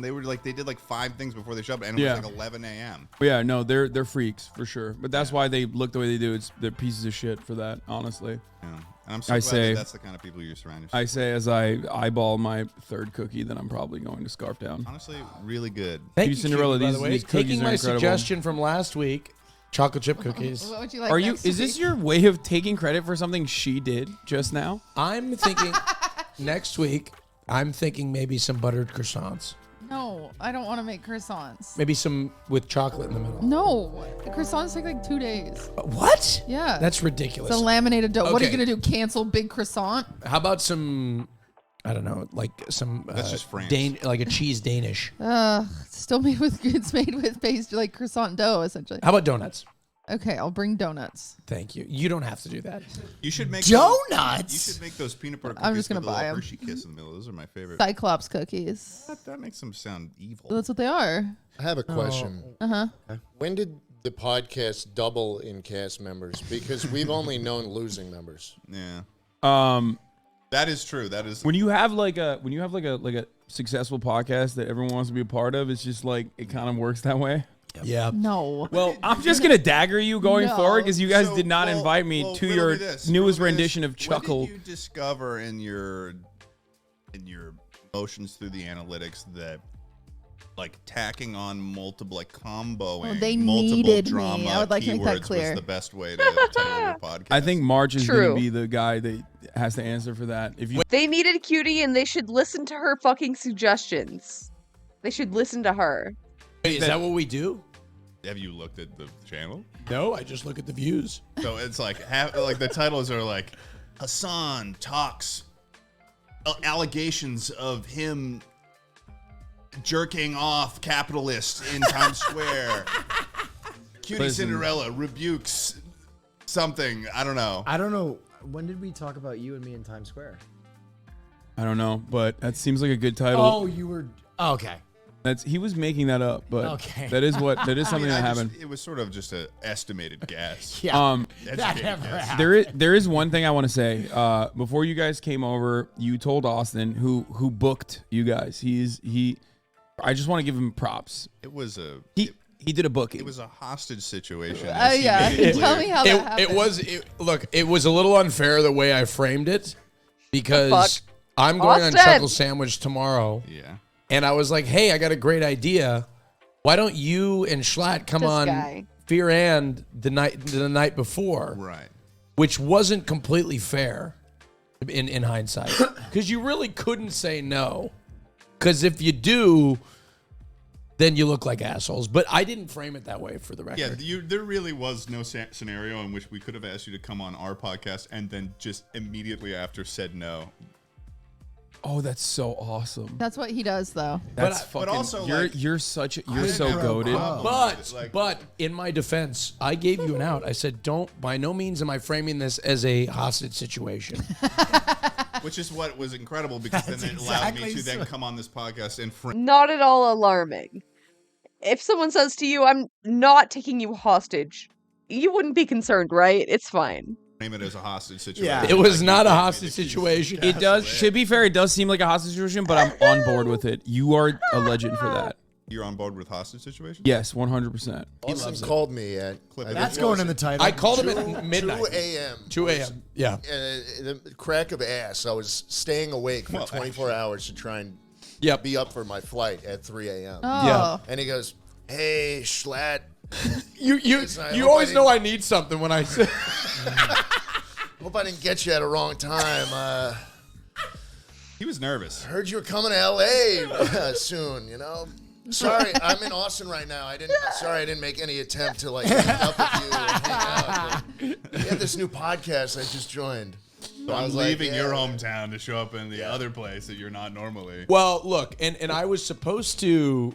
what was it? No, I called Ted first. Yeah, we were on the phone. And Ted, I was like, I'm going to call Schlatt. Ted is more agreeable. So you were like, because I wasn't sure because in Chuckle weeks in the past, you know, there have been times where you've just been sleeping on a couch in the Game Grumps office. So I wasn't sure what your level of stamina would be. So I didn't want to assume that you would be down to come on the podcast. I wasn't sure if you're going to be like conked. That's a good partnership. So yeah. So when you called, I was like, okay, well, we got to ask Schlatt. Yeah. And then you were like, I was kind of trying to get you to ask him. yeah, but then That's sad. So then you were like, oh, should I call him or something? I'm like, oh, I'm not sure if it's gonna be too late or something. I was like, just calm. Yeah. All right. I was like, you were like so nervous. I was so nervous. You were scared. Schlatt scares me. Of this little 23-year-old. He scares me. Is he 23? Yeah. Yeah. Schlatt scares me. He's a youthful boy. The first time I found out both of you guys were like in your early 20s, it hurt me. How old are you? I'm halfway through now. I'm 25. Yeah, That's when you still start expanding. Physically? Ladies out there, turn 25, your hips just 2 inches. Definitely felt the hips. Yeah. Ladies. Well, I'll say this. You guys had demands. I don't know if you're even aware of this, but Austin presented it like it was a demand. It was like, these guys are hungry. They want They have writers even though they're not getting paid. At least there's that. pizza. They want cheese pizza. Wanted food. Oh yeah, I forgot to tell you that. like, oh, you asked them? so he says, I literally hey, called them. You guys want anything? And we're like, no. Let me be honest. This dude just yells out pizza. We're in. I'm revealing my secrets here, but I called you wondering when you were going to arrive, but I had to call presenting like an offer. That's an offer, so funny. right? Like I couldn't just be like, "Hey, when you guys going to show up?" I got to be like, "Hey guys, you hungry?"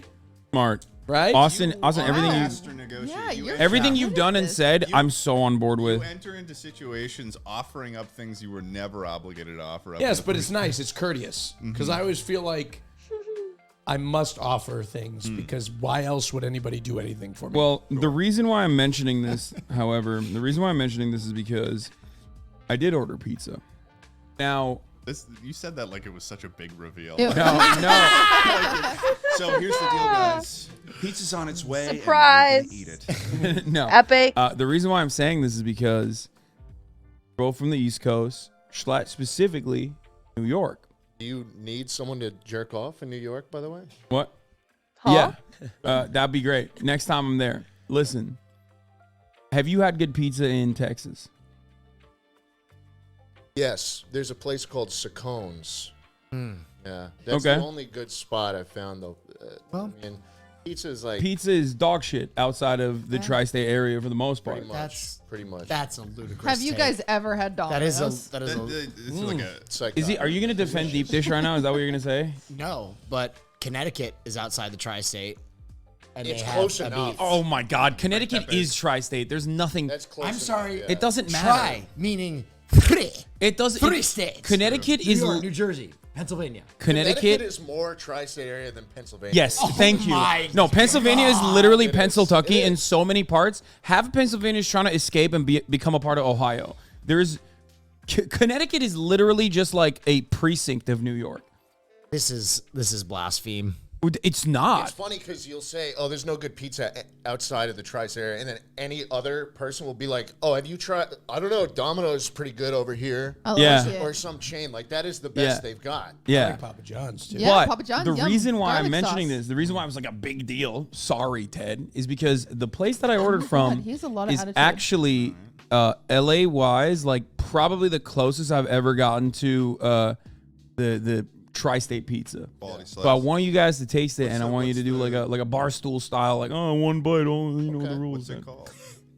I don't want to. I want to gatekeep it. Is it called They have to Apollonia's? gatekeep it. No. Gatekeep. That's Applebee's. Fuck it. I'll say it. We'll bleep it. We'll bleep it. Dumbass. It's called Papa I John's. forgot. You know, yeah. When I think of pizza in LA, I'm like, oh, Applebee's. They've got that. Plus, they have like the little There is a really good pizza place called Apollonia's, and the way I found it is through that Barstool guy being Oh, like, really? Yeah. He actually is good, I think. It's actually where I went there with Nick from The Yard. Oh. And, I thought you were going to say Nick Fuentes. I don't know why. It's I went there one of with those Nick. places that Nick only does, like, Fuentes. cash and have weird Yeah. hours, and that's when you know that you're dealing with something good. So my greatest point of pride, Portnoy went to Conti's Pizza, which was my pizza place growing up. Uh-oh. When did you become like This heavily motherfucker Italian? took a photo Princeton. of the pizza and the door, but he didn't actually if he didn't deliver, I'm going to lose my... Oh, There's no our way he delivery just might have gotten yoinked it. stolen? You think? Drama. That's amazing. Oh, speaking of I was in Austin, and I Uber Eats. I got high somehow in the state of Texas. I don't know. You how. shouldn't tell people that. What are they gonna do? Uh, Bleep that out. No, don't I got high on legal. That's it. That's it. I got high on Benadryl, which is Yeah, okay, that makes sense. that. I whatever. was so sleepy. Whatever. I was sleepy. It wasn't Benadryl, but it was marijuana. But Bleep that out. Is marijuana an antihistamine? But I smoked it all. What are you gonna do? Anyway, I ordered Uber Eats to the wrong hotel. Oh my god. Yeah. One fucking pie, Hassan? Yeah, one pie. One. I have book club after this. I'm not eating. Yeah, I'm not gonna eat either. But listen. Oh my god, they had to blur the box. Oh my god. Yeah. Listen. Applebee's. I need to say something. Yeah, it doesn't matter. What? Hey, bleep that out. One of the most. I'm Okay, gonna put a one of the most baby on fucking top of that. insane things of all time just happened. No, listen. You want to know why it's like this? Oh my god. I don't want to fucking show the outside of my house, That looks so good. but the motherfucker put the pizza sideways. Jesus. He left it. I got a photo. I'll show it to you. I took a fucking photo of it, dude. The Joker just delivered this fuck? pizza. Bro, He had first enough. of all, look how threatening and menacing this photo is. He said, and here This is how he left it. go. He took a photo of the pizza in his hand like That's this. his delivery photo. So that's his delivery And photo, he which threw it like a frisbee at you. which immediately was like terrifying. So I ran outside because I was like, this motherfucker is gonna, yoink this pizza. And then this is how he left the pizza. Whoa, that's madness. That's not like at an angle. That is a 90-degree. That's insane. It's person. actually fully sideways. No, he left the fucking pizza like next to the door like this sideways. All right. Well, anyway, Wait, do you want a live review of this? That's thing? not how I would overhold that. Hold on. You want? Here. Why not? Can we just address this right now? What? You just okay. She says she's not gonna have it, but she is. Kitty I guess. just looked I'm at not us gonna have doing the it. fold technique, and she said, "You guys are holding that funny." Like No. she had Wait, never you- seen wait, this what do you- happen before. That's Wait, not what did real. you? What do you? You're That's kidding, not right? I floppy bird it. like spaghetti. But acting like you've never seen a fold I don't hold is- fold is- it like is- that. I've seen a. Okay, I already haven't bit seen into like it. I'm that. sorry, I couldn't win. You've never seen a fold. I don't think so. No, I'm scared I have. That's like saying someone's never seen a stop sign. Well, it was enough for me to like see them hold it, there's and it looked something wrong here. weird. There's something wrong here. It What do you tastes think? Like LA water. No, it doesn't. What do you think? After one bite, Crust is a what's your little- immediate take? I'm getting a little bit of pizza party going on here. It's good. You can immediately notice it's better than Domino's or like Papa John's or anything. This is the closest you can get in Los Angeles to like actual fucking regular $1 slices. I think the lacking part is the dough and the crust. Yeah. The crust isn't quite there. It's not as thick as you'd want it to be. The dough and the crust, that's like 99% of the pizza. It's undercooked. Yeah, it's not cooked thoroughly. And It's not. again, I mean, they don't have access to the same water. Yeah. Here's the thing too. I'm a Makes bit. all the pizza and bagels delicious over there. And here's the thing too. I'm a bit of a sucker for, and this isn't even really something for New York or anything. I'm just a sucker for a brick oven pizza. Oh yeah. Have you guys ever had Desano's in LA? I think I've heard you talk about this. Desano's goes crazy. And also a lot of the time when you've got a brick oven pizza, or maybe I'm just in general, sometimes they put these little beads under the dough. Yeah. Oh, I hate those. You know what those little guys are? And they're like, I don't know what I'm talking about here, but whatever it is, not powder. What is it? Fucking. It's something. Talking about cornmeal? Flour. It's flour. It's cornmeal. Oh, is it? I'll also say that after a couple minutes of having a piece of pizza folded like this in New York, it's going to be dripping grease down that crease, and this Yeah, just the isn't grease doing factor's it. lacking here. Is that good to you? Well, it's a throat lubricant. I don't like. Oh. Yeah. And I think Hey, yo, a throat lubricant. Oh my god. you might know a thing or two about that. I never thought of that as being a thing that I would do before sucking. So, Dude. Wow. Like eating a pizza. I wonder if beforehand? that's a game changer. Oh. Greasy ass pizza and then suck a dick. Oh yeah. Slides right down. Ted, you ever sucked a dick before? I have not. Oh, Consider it. Think about it. Yeah. Well, anyway, it could be a good method. I was just at Valkyrie's house and I Valkyrie. showered there. And by the time I got to my Valkyrie. Valkyrie. Why do you say it like that? You have to know that it's Valkyrie.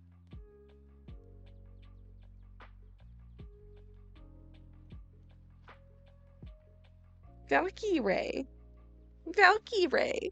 Oh my god, that's so annoying. I hate it so much. Ray was her co-host. I can't. car, I lost my underwear. What? Yeah, I didn't want to talk about it. Wait, what do you mean? How did you lose your underwear? You left your underwear? I lost my underwear somewhere at Valkyrie's house. Did you let Ray know? Well, how did you walk out and discover it? It'll show up. Cutie. What? You cannot leave women's underwear Yeah, in it's bad. anyone's house Not without them getting into a conspiracy theory This is gonna be that crazy. some kind of affair is happening somewhere. Which actually it leads just me to a mess fell. up, by the way. What? That Schlatt did at my apartment, where this motherfucker left his second phone in between the seats of my couch, and then Shay finds it. She's like, and I'm like, I have no fucking clue. And she's communicating. Completely blank slate phone, by the way. There's nothing on the Yeah. side. That's It's crazy. just got got a full battery. The only person that was at my place before that was like, and I had been texting Schlatt, so I know that he had his phone. And the only person who had been there before was the cleaners, and I texted them, and they still had their phone. So there's this ghost phone with no explanation. Burner. Did she think it was like an affair phone or something? It was your hoe phone. I think it was very clear that it was like it had to be. Eventually, it had to be Schlatt's phone because he, first time I got the guy's number, it was from a fucking like fake number that was set up through Google. Yeah, that's what I used to do too. Yeah. Every Before you streamer had fully my trusted my me. Google I gave phone us number. a fake I get number it. too when I. Oh yeah, he gave both of us a burner number that he would use for his sluts. Yeah. I gave Ludwig a burner number. No, literally. I had Austin Show Wait, and Austin I'm sorry, Show can you- real phone in my phone for like years. Yeah, still. You have just a pure like debauchery phone. No, he does. He is Austin Show. Look, if I meet Oh, you for and some I'm reason I not was sure, looking at you, I don't know. Listen, I love a good slut, but I don't have a phone I for don't know. it. I feel like no, I have a number for people that I don't fully trust yet. What? So- Which is an insane thing. no, it's not. It's really I tough. agree. It's really I'm on tough your when it's clearly it's not an iPhone. So when I give them people my number on my iPhone, they're very confused when it's green text. Yeah. When Lud and I first met, well, not first met, this was a while, like we'd been talking for a while, and I gave him my phone number. I felt like such a dick because I was like, do you want my phone number? And he got up and he ran to grab a pen to write it down, and he was like so excited, and then I was like giving him my fake phone number. I felt like such a dick. Really? Yeah. Wait, you gave him a fake? Not a fake number, just like my not real number, because I Yeah. like didn't trust him yet. Yep. I give people my burner number all the time. All the time. Yeah, I'm a fucking idiot, I guess. I just People have like. fucking burner numbers here. This is Yeah, ridiculous. what the fuck's going on? I just like No, use you're my not. I normal got burner phone. on You're not burner an on idiot. burner. Do you You're have not a an couple? idiot. Yeah, several. See, what you should do as a normal functioning human is tell the person not comfortable enough with you to give you my phone number. No, I would never. I would never be able to do that.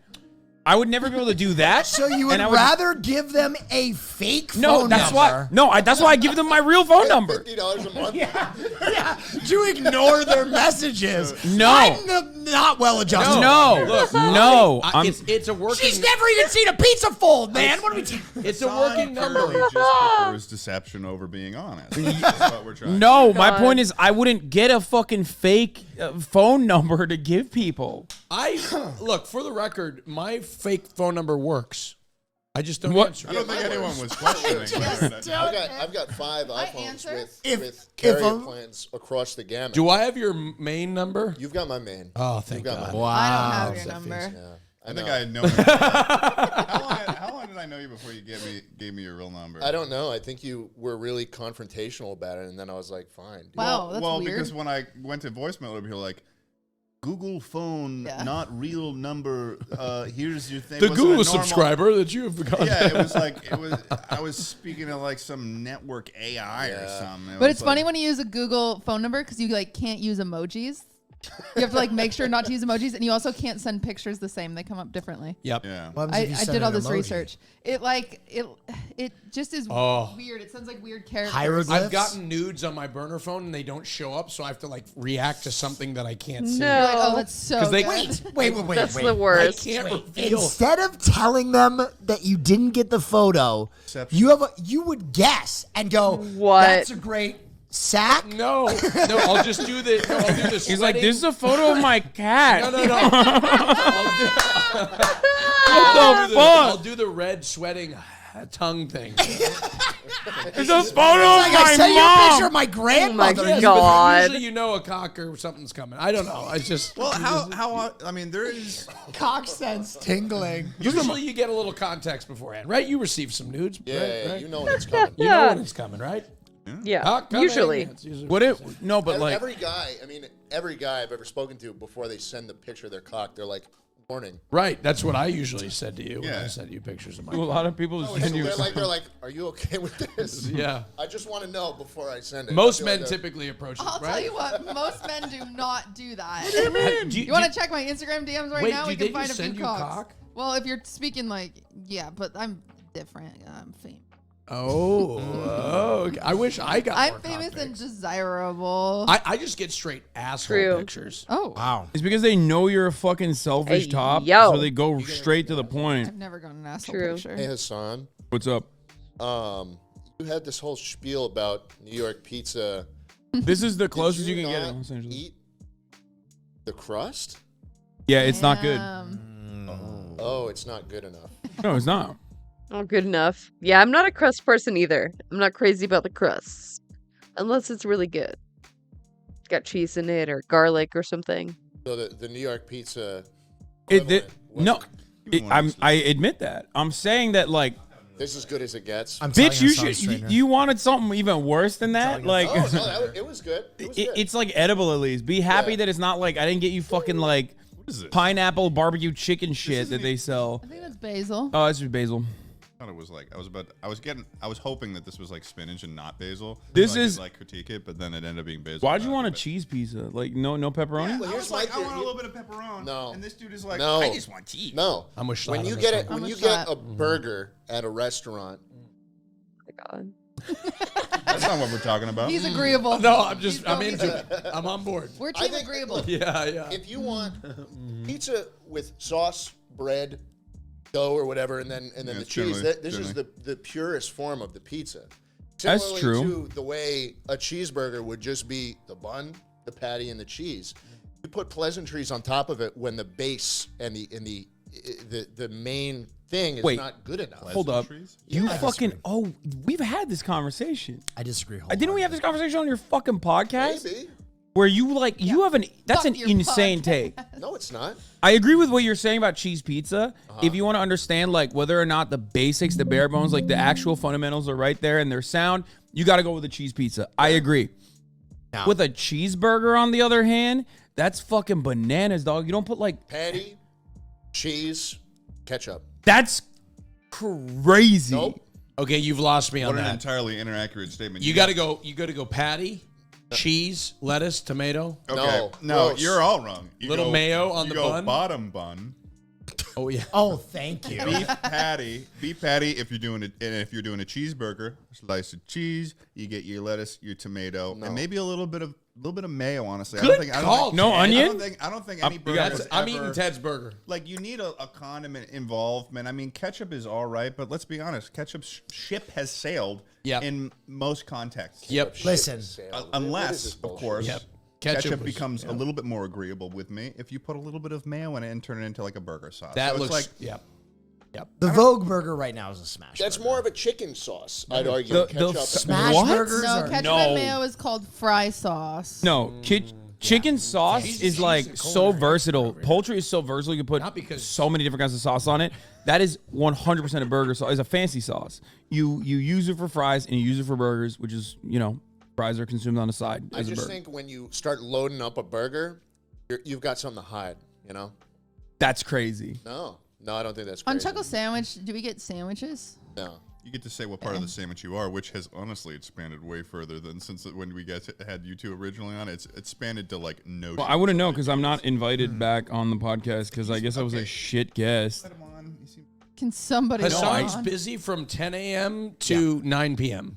So if you could squeeze them in. So if you want to come on, in a context that is on our schedule and not us working around I you, like your boundaries. then maybe we'll let you on. But if you're gonna be sitting and watching. Was I asked? If you're gonna be sitting and watching Damn. our videos on your stream all day, Oh, damn. Oh, you don't want me to watch?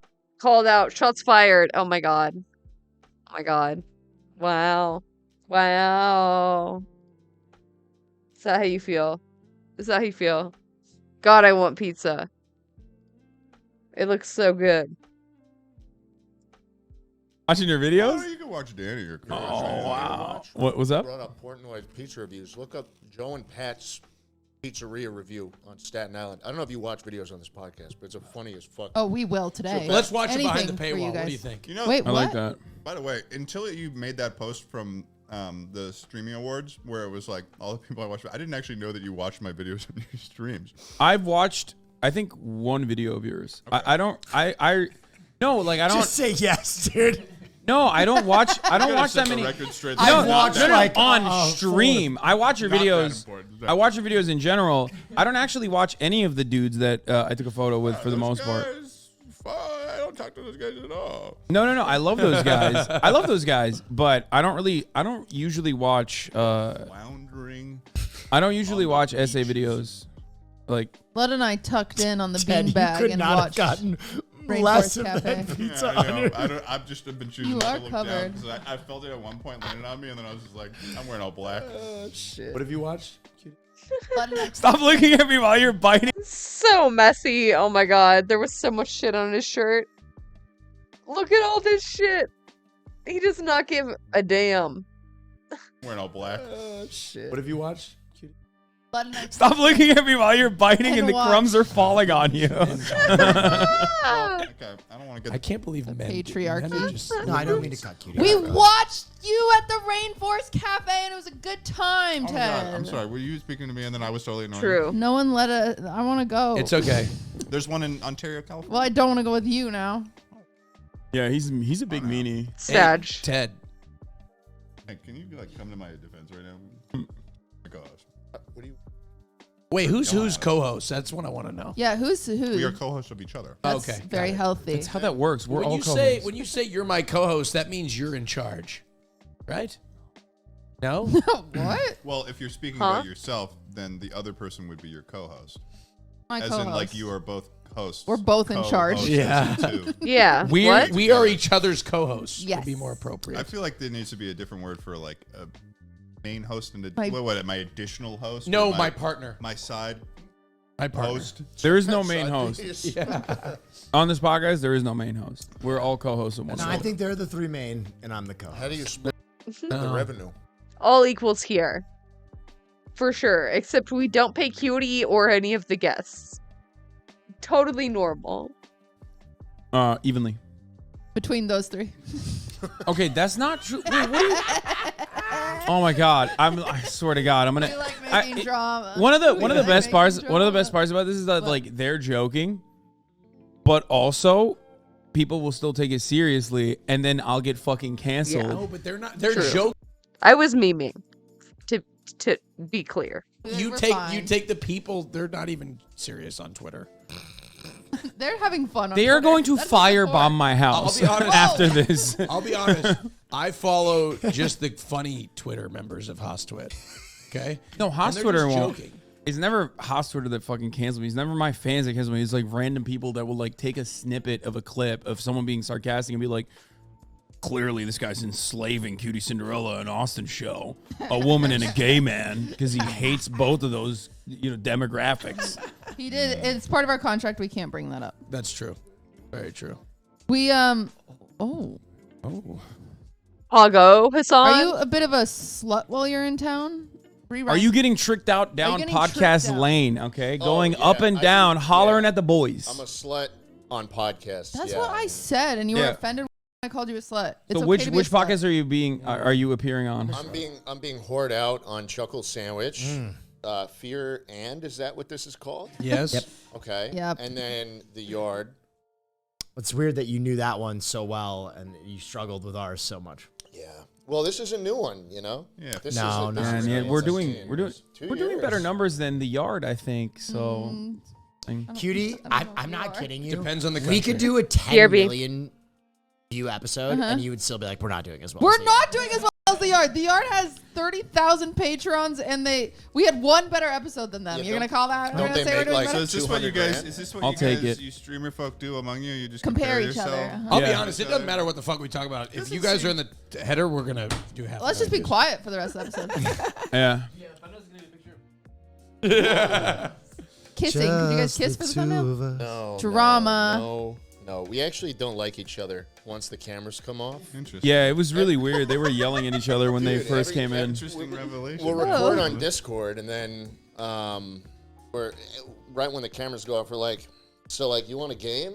And then this is a question I ask him. And then I'm like, yeah, I'd love to, but I'm busy now, so I got to go. But let's do it next time.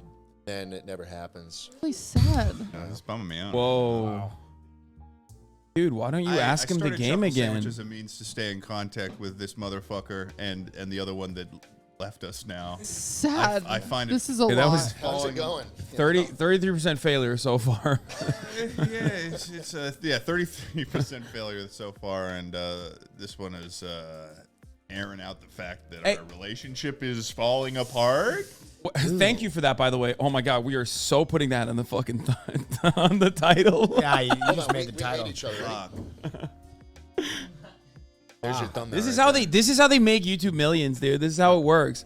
Fuck, what was I gonna say? Oh yeah, well at least you get to see him for a week.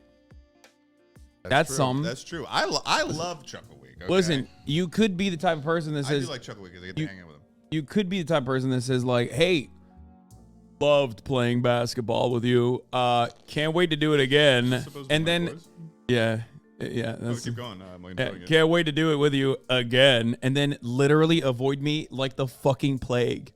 You say that as if you've been reaching out. I did when I stopped. Hassan does this thing. This is. I did. I used to reach out and then I stopped. Hassan. Because you didn't come last time I asked you. Yeah, it was one thing and I was busy. Yeah. And then. This is so awkward. That's a microphone. I would hate You're to be either of you two. a devious little character, aren't you? You seem to get joy out of. You're like kind of like Tell us there's about something teetering along, like about to go down a hill, and you're like, keep going, like roll down the hill. Is this some kind of like Stockholm thing? Because you've been given the shitty microphone, and you seem perfectly happy with this, and then I'm obviously like. I should have been given something. I was that gonna take the stands. other shitty one, but they don't trust me with it. Yeah, we can't trust him with this. I think as a woman, I'm used to dealing with less and accepting it. I mean, you can give him this microphone. I can give you this microphone, and I'll use that one. It's like 70% of the rest of the other microphones. He gets it. You get it now.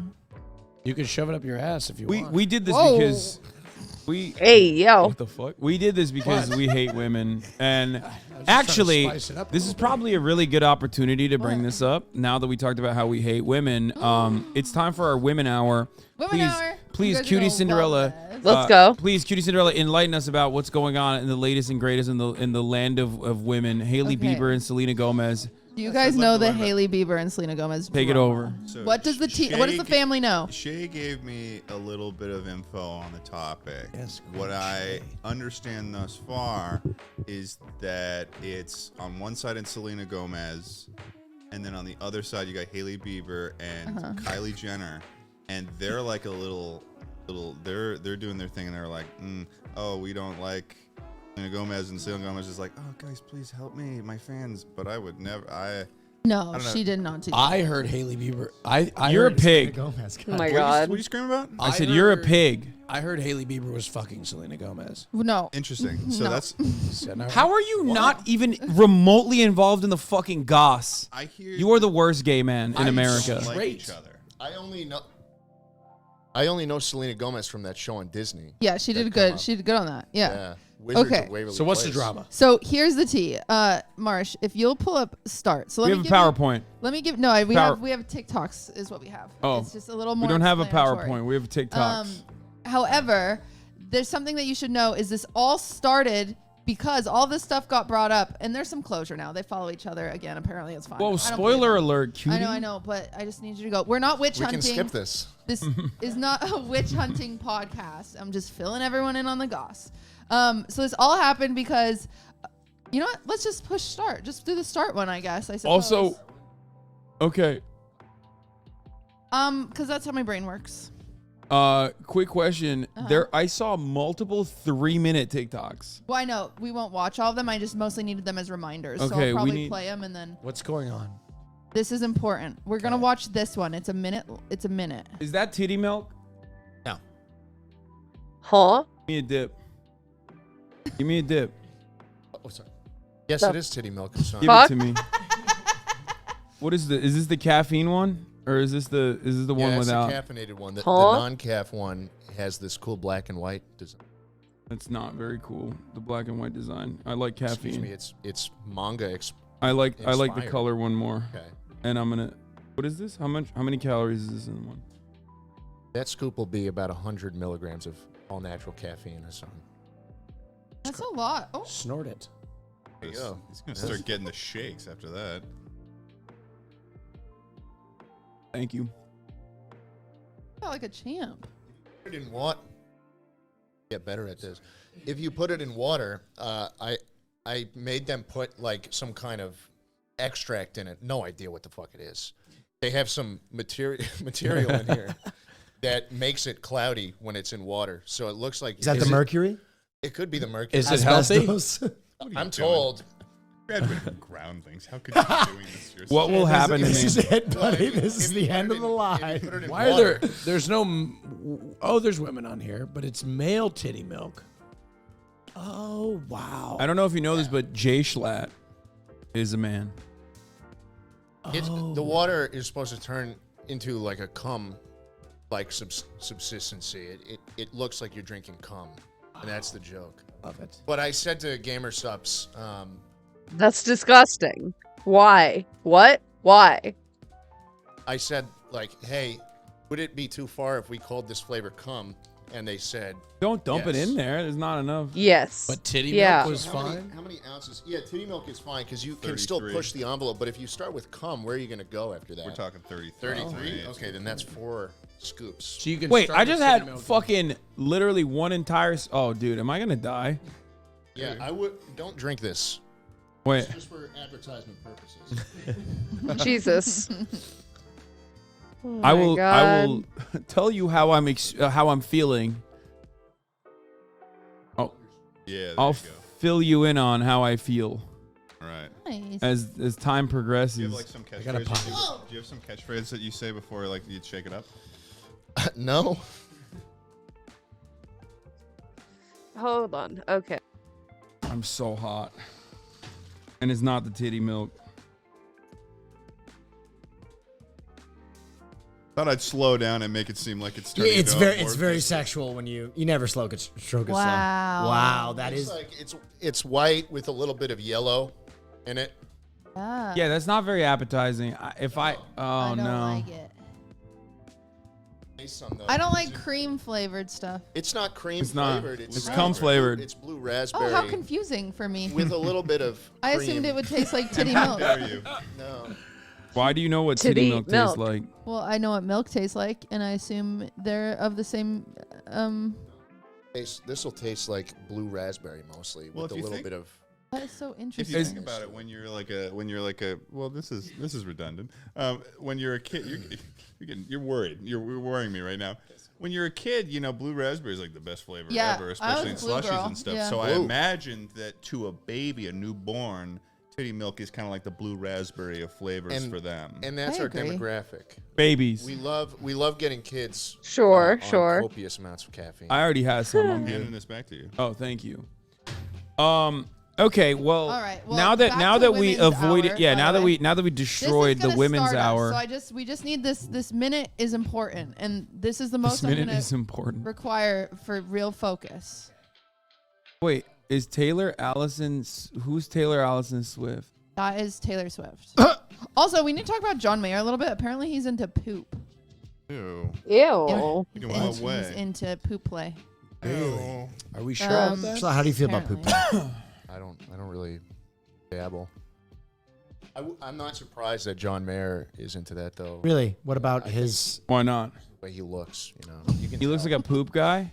Yeah, he asked his girlfriend to poop on a glass table while he laid underneath it. A lot of red herrings and. I, as the #1 John Mayer defender, until Cutie Cinderella allows me a ticket to the Taylor Swift box, I am going to say that's not true. No, it's true. I will defend Austin him. was my friend. Yeah, I saw him. He pooped on me. No, you pooped on him. Oh. Wait, what? I did He not. likes the poop. Oh, yeah, but I didn't like. Yeah, he pooped on me, but I No. didn't like it. What? John Mayer What? likes I the- did not like when No! he pooped on me. John Mayer likes the poop. He wants you to poop on him. Yeah, but So You didn't want it. So you are my friend that he. All right, we pooped on each other. Okay. What do you Okay, want? I don't agree with You anything. know what? That Oh my story God. sounded rock solid to me. We pooped on each other, and it was great. Wait, what? Now you like? No, being I didn't pooped on? like it. So Why? when he Definitely a fetish that commands a balanced diet that, when he famously sung "Clouds of Sulfur in the Air," bombs are falling everywhere. Yeah. Yes. In Heartbreak Warfare. He was talking about. He was talking about him and I. Did he sing that song "Your Body Is a Wonderland"? Oh yeah. Yeah, So he was well, also It's talking about the process. He was describing my intestines. Yeah. Play the video, Mike. I want to move away from this subject as quickly as possible. So wait. Question before this starts though. So What? how does so was I need Hailey you- I Bieber, need you Selena to start Gomez, here. or Kylie Jenner pooping on John Mayer? Was that? None of the No. people that are involved in this pooped on John Mayer. But maybe Katy Perry. And also, Really? Cutie Cinderella is a known liar when it comes to John Mayer related information. Oh, in general, I'm She's a a pathological Swiftie. liar. Yes. Him and I both. Yes. She is a Swiftie. She's got a dog in this fight.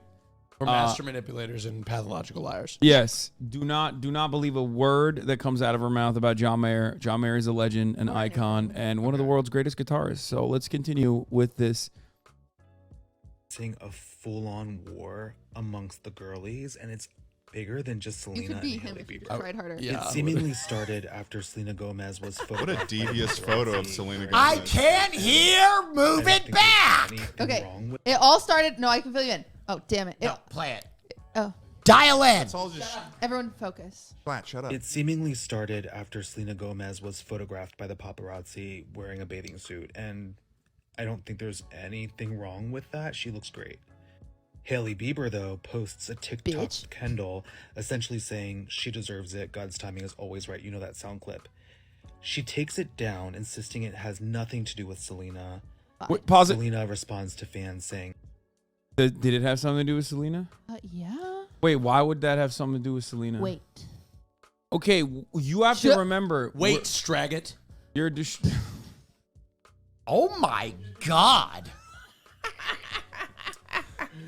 Drama. I gotta go make a John. You hear Mayer. me? Fill me in later. Wait, make a Here's the what? poop.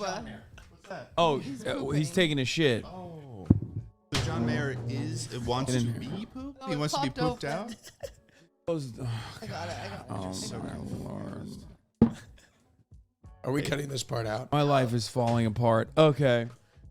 No, we don't cut anything except for all the things, except for Jay Schlatt's real physical address. I mean, division, and you go on Jay Schlatt. I mean, that's correct. Then- When you call him Jay Schlatt, but Yeah, it's like, but it's too It's correct. like you're hyper fixated on like this specific thing, and it's like makes sense to only you for a particular reason. No, there's no reason. It's just like I'm very bad with names, so I overemphasize, Dude, and I then don't- I don't believe that. That's no, it's stuck in my head. That's why I always say Cutie Cinderella.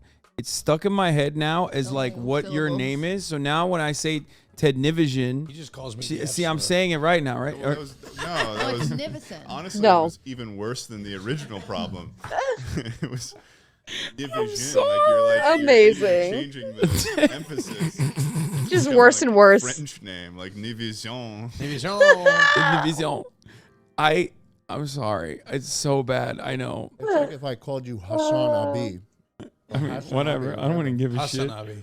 Hassan Abi? Hasanabi. I call when I meet his fans in public. I usually say, "Are you a Hasanabi head?" And they're like, "Yes." I'm a bad guy. Pay attention to my Yeah, drama. we need to go Yeah, go I back need to to hear Cutie. about Sorry. this drama. This is a podcast very filled rude. with misogyny, filled to the brim. Typical. thing. Okay. She's not worried. She's unbothered. She's so unbothered. Fast forward to this week, and Selena surpasses Kylie Jenner and is now the most followed woman on Instagram. Thank God. Thank God. This feels like Thank God. Truly. He said, "Thank God." Yeah, because you're gonna learn why. You're gonna learn why. No, there's no reason there's why reason. that would be important. There's reason. It's like from Newsmax or something. There's reason. Okay. Shares she over-laminated her brows. It was just playful, right? Whatever. Not long after, Kylie Jenner posts Over-laminated. I'm not even sure what laminating is still. I'm going to be real with you. I do not know. It looks kind of painful. ADK.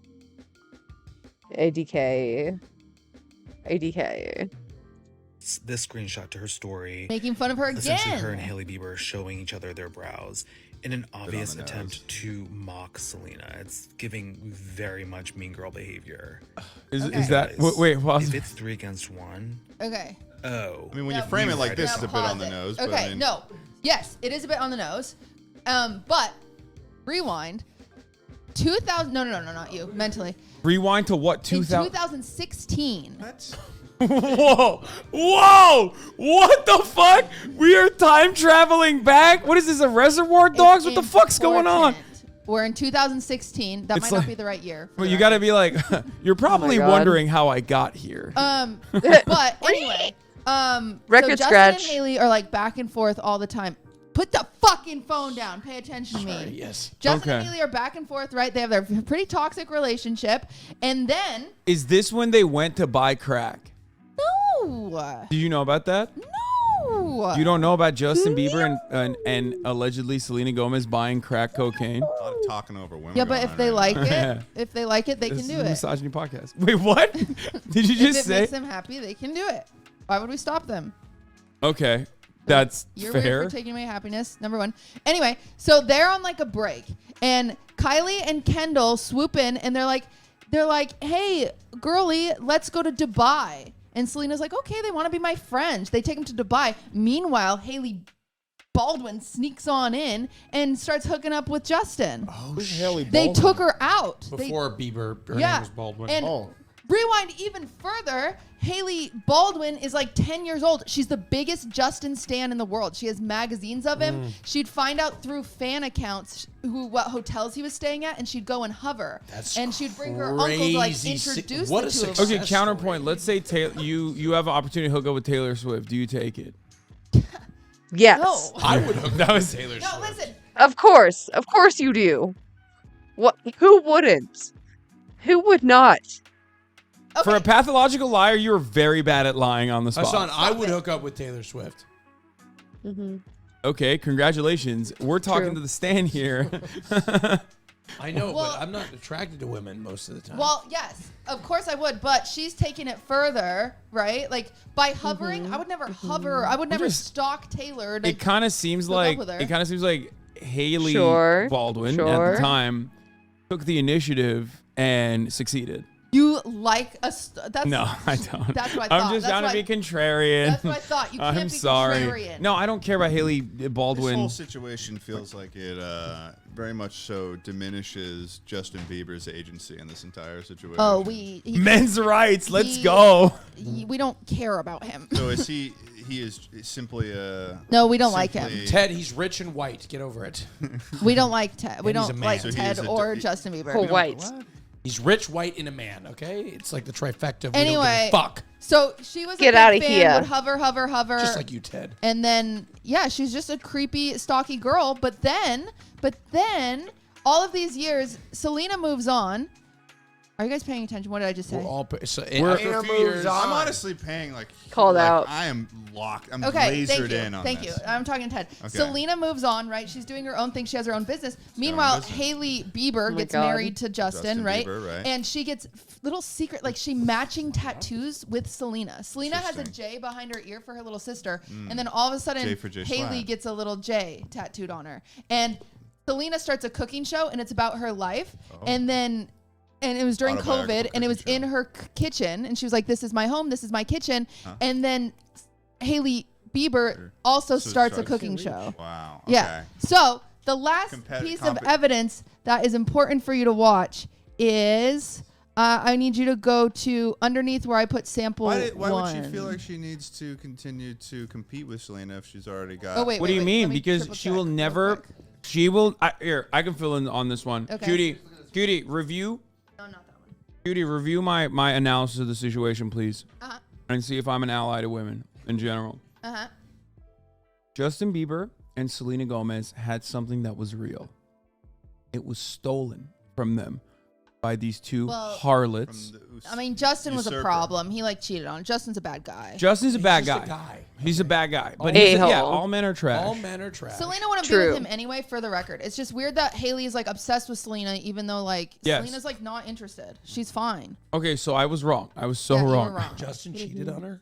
Yeah, Justin was awful. He was like he's like 17. He is an awful 17-year-old. Yeah, but that's like I don't agree No, with that because assessment. he still cheats on Haley. Does he really? How do you Yes. know that? Wait, how? Because he was in a concert. He was at a concert in like Australia or New Zealand or something, and there's like, Really? yeah, there's videos of him like. This is prefrontal done cooking? How old is he? I don't know how old he is. This is recent. This is like within the past few years. Wait, how do you know this? TikTok sees everything. Fuck.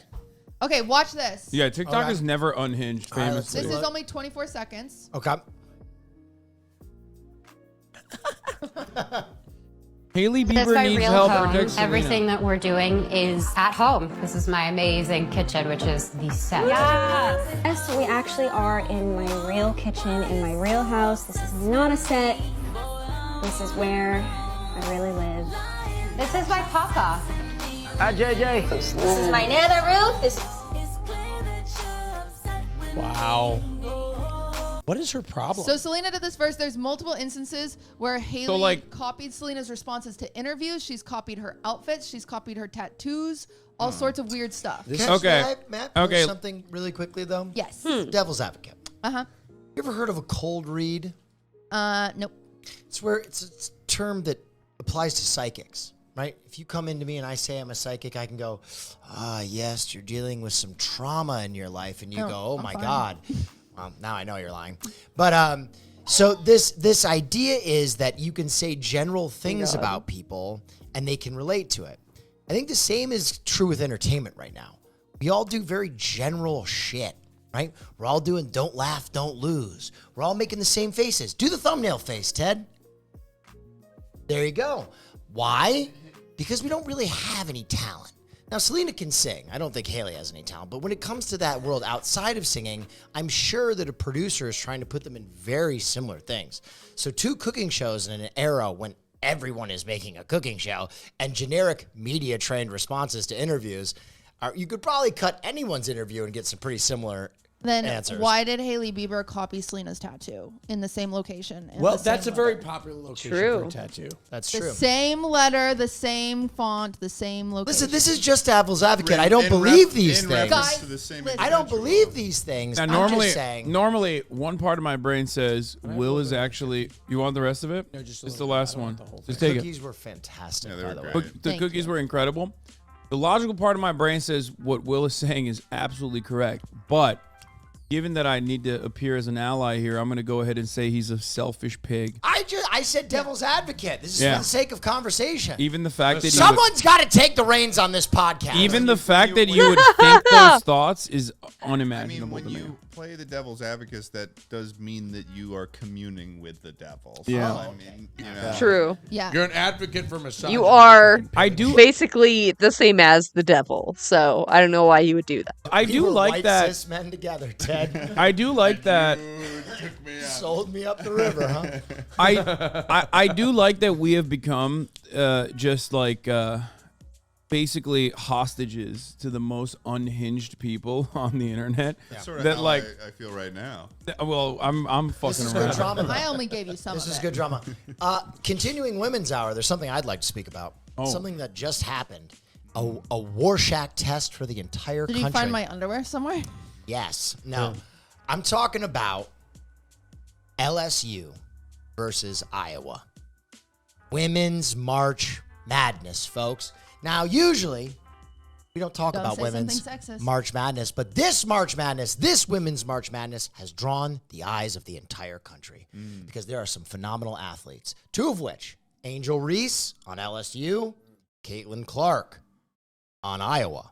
Now, This game, highest rated. The ticket sales, through the roof. The finals, LSU beats Iowa.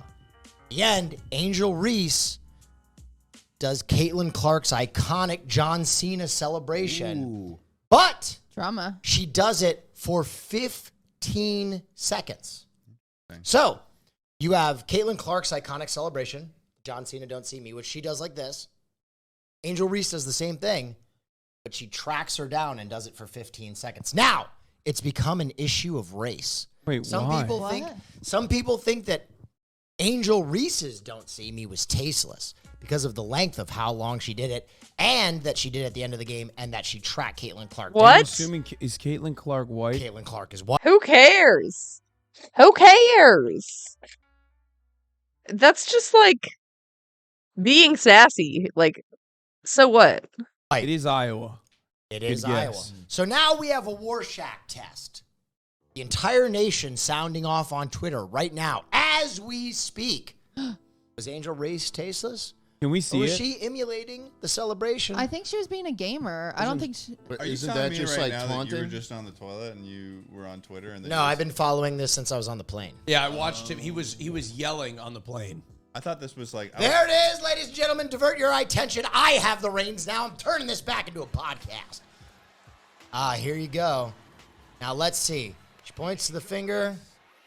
That's her celebration, which is dank. I love that What is celebration. that supposed to mean? Championship Oh. ring on my finger. That's it? No, like that's not that. it. So that is truncated. I think the total time of her following Caitlin Clark was said to be around 15 seconds. Who said this was a race thing? Everybody on Wait, Twitter. I don't understand. What we haven't what seen would the race have to do with Okay, it? because America We only saw loves one- Caitlin Clark right now. Caitlin And Clark. she's white? Yes, Caitlin Okay. Clark arguably is at this point the greatest college basketball player, greatest women's college basketball player in history. Pause. Caitlin Clark set the 3-point record, scoring record for NCAA, and assist record in this tournament. Okay. So she's like America's sweetheart right now. Their celebration. Angel Reese is like another Which fantastic is so player. cringe to steal your celebration from John Cena, but that's fine. What's wrong with John Cena? It's just weird to steal someone So else's thing. who did the first... who What? did-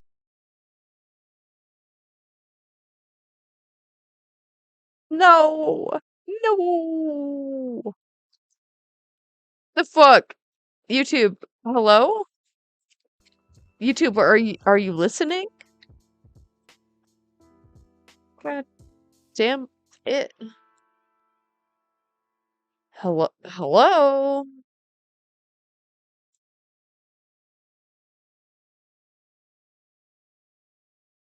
Oh my god. It might be my computer. Uh-oh. Oh god. I might have fucked up.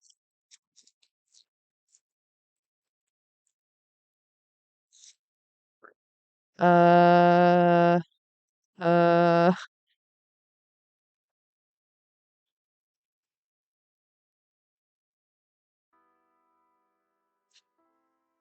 Ruh-roh.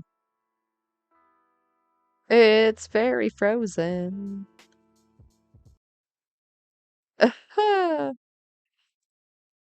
Um, well, okay, we're at 102.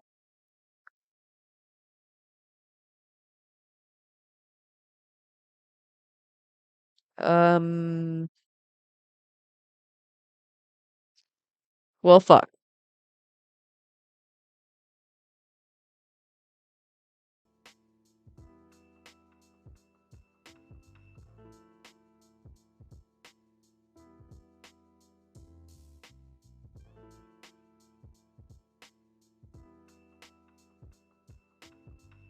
Point record, scoring record for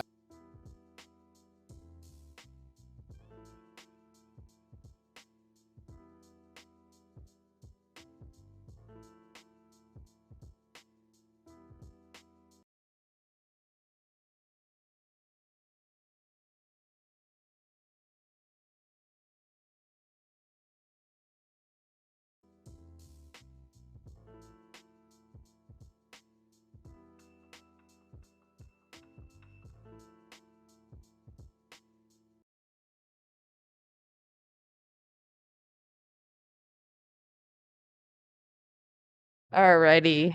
I don't think it's gonna NCAA happen. And assist Oh, record in this tournament. Okay. just kidding. So she's like America's sweetheart right now. Mm-hmm. It's their celebration. Angel Reese is like another Which fantastic is so player. cringe to steal your celebration from John Cena, but that's fine. What's wrong with John Cena? It's just weird to steal someone else's thing. Who did the first? What? Who did the That's his first thing. John Cena? So I guess John Cena did Yeah. not. John Cena. No, So why in is this she doing it? situation. She did. Caitlin Clark. I assume Caitlin Clark used to do it all the time. People, the difference is Caitlin Clark did it as she was passing her bench once. Angel Reese, if you watch the tape, found Caitlin Clark Yeah. after the game. She's doing and it to was- rub it in her face. When doing she this. and she had won the game. Now, we'll time it. 15 seconds. Did she win 2, the final? 3, 4, 5. Did she win the 6. Did she win the final? 7. Did I she think win? yes. 8. But it's a long time. It's a long time to be doing that. Fuck. I just wanted better quality than like 2p. Fuck.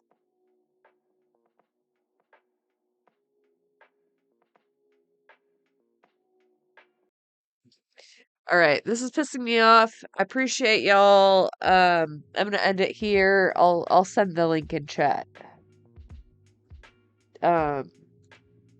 Again, I'm sorry.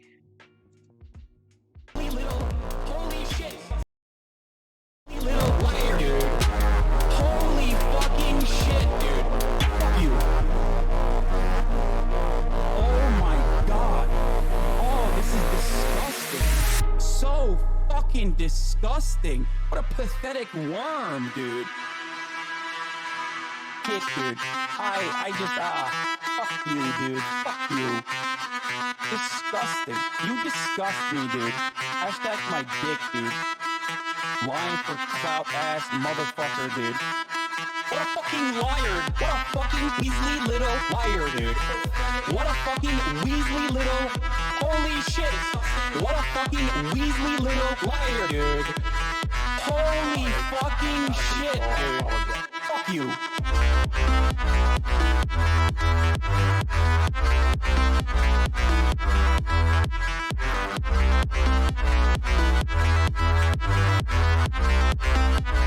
What a fucking liar. What a fucking Weasley little liar, dude. What a fucking Weasley little. Holy shit. What a fucking Weasley little liar, dude. Holy fucking shit, dude. Fuck you.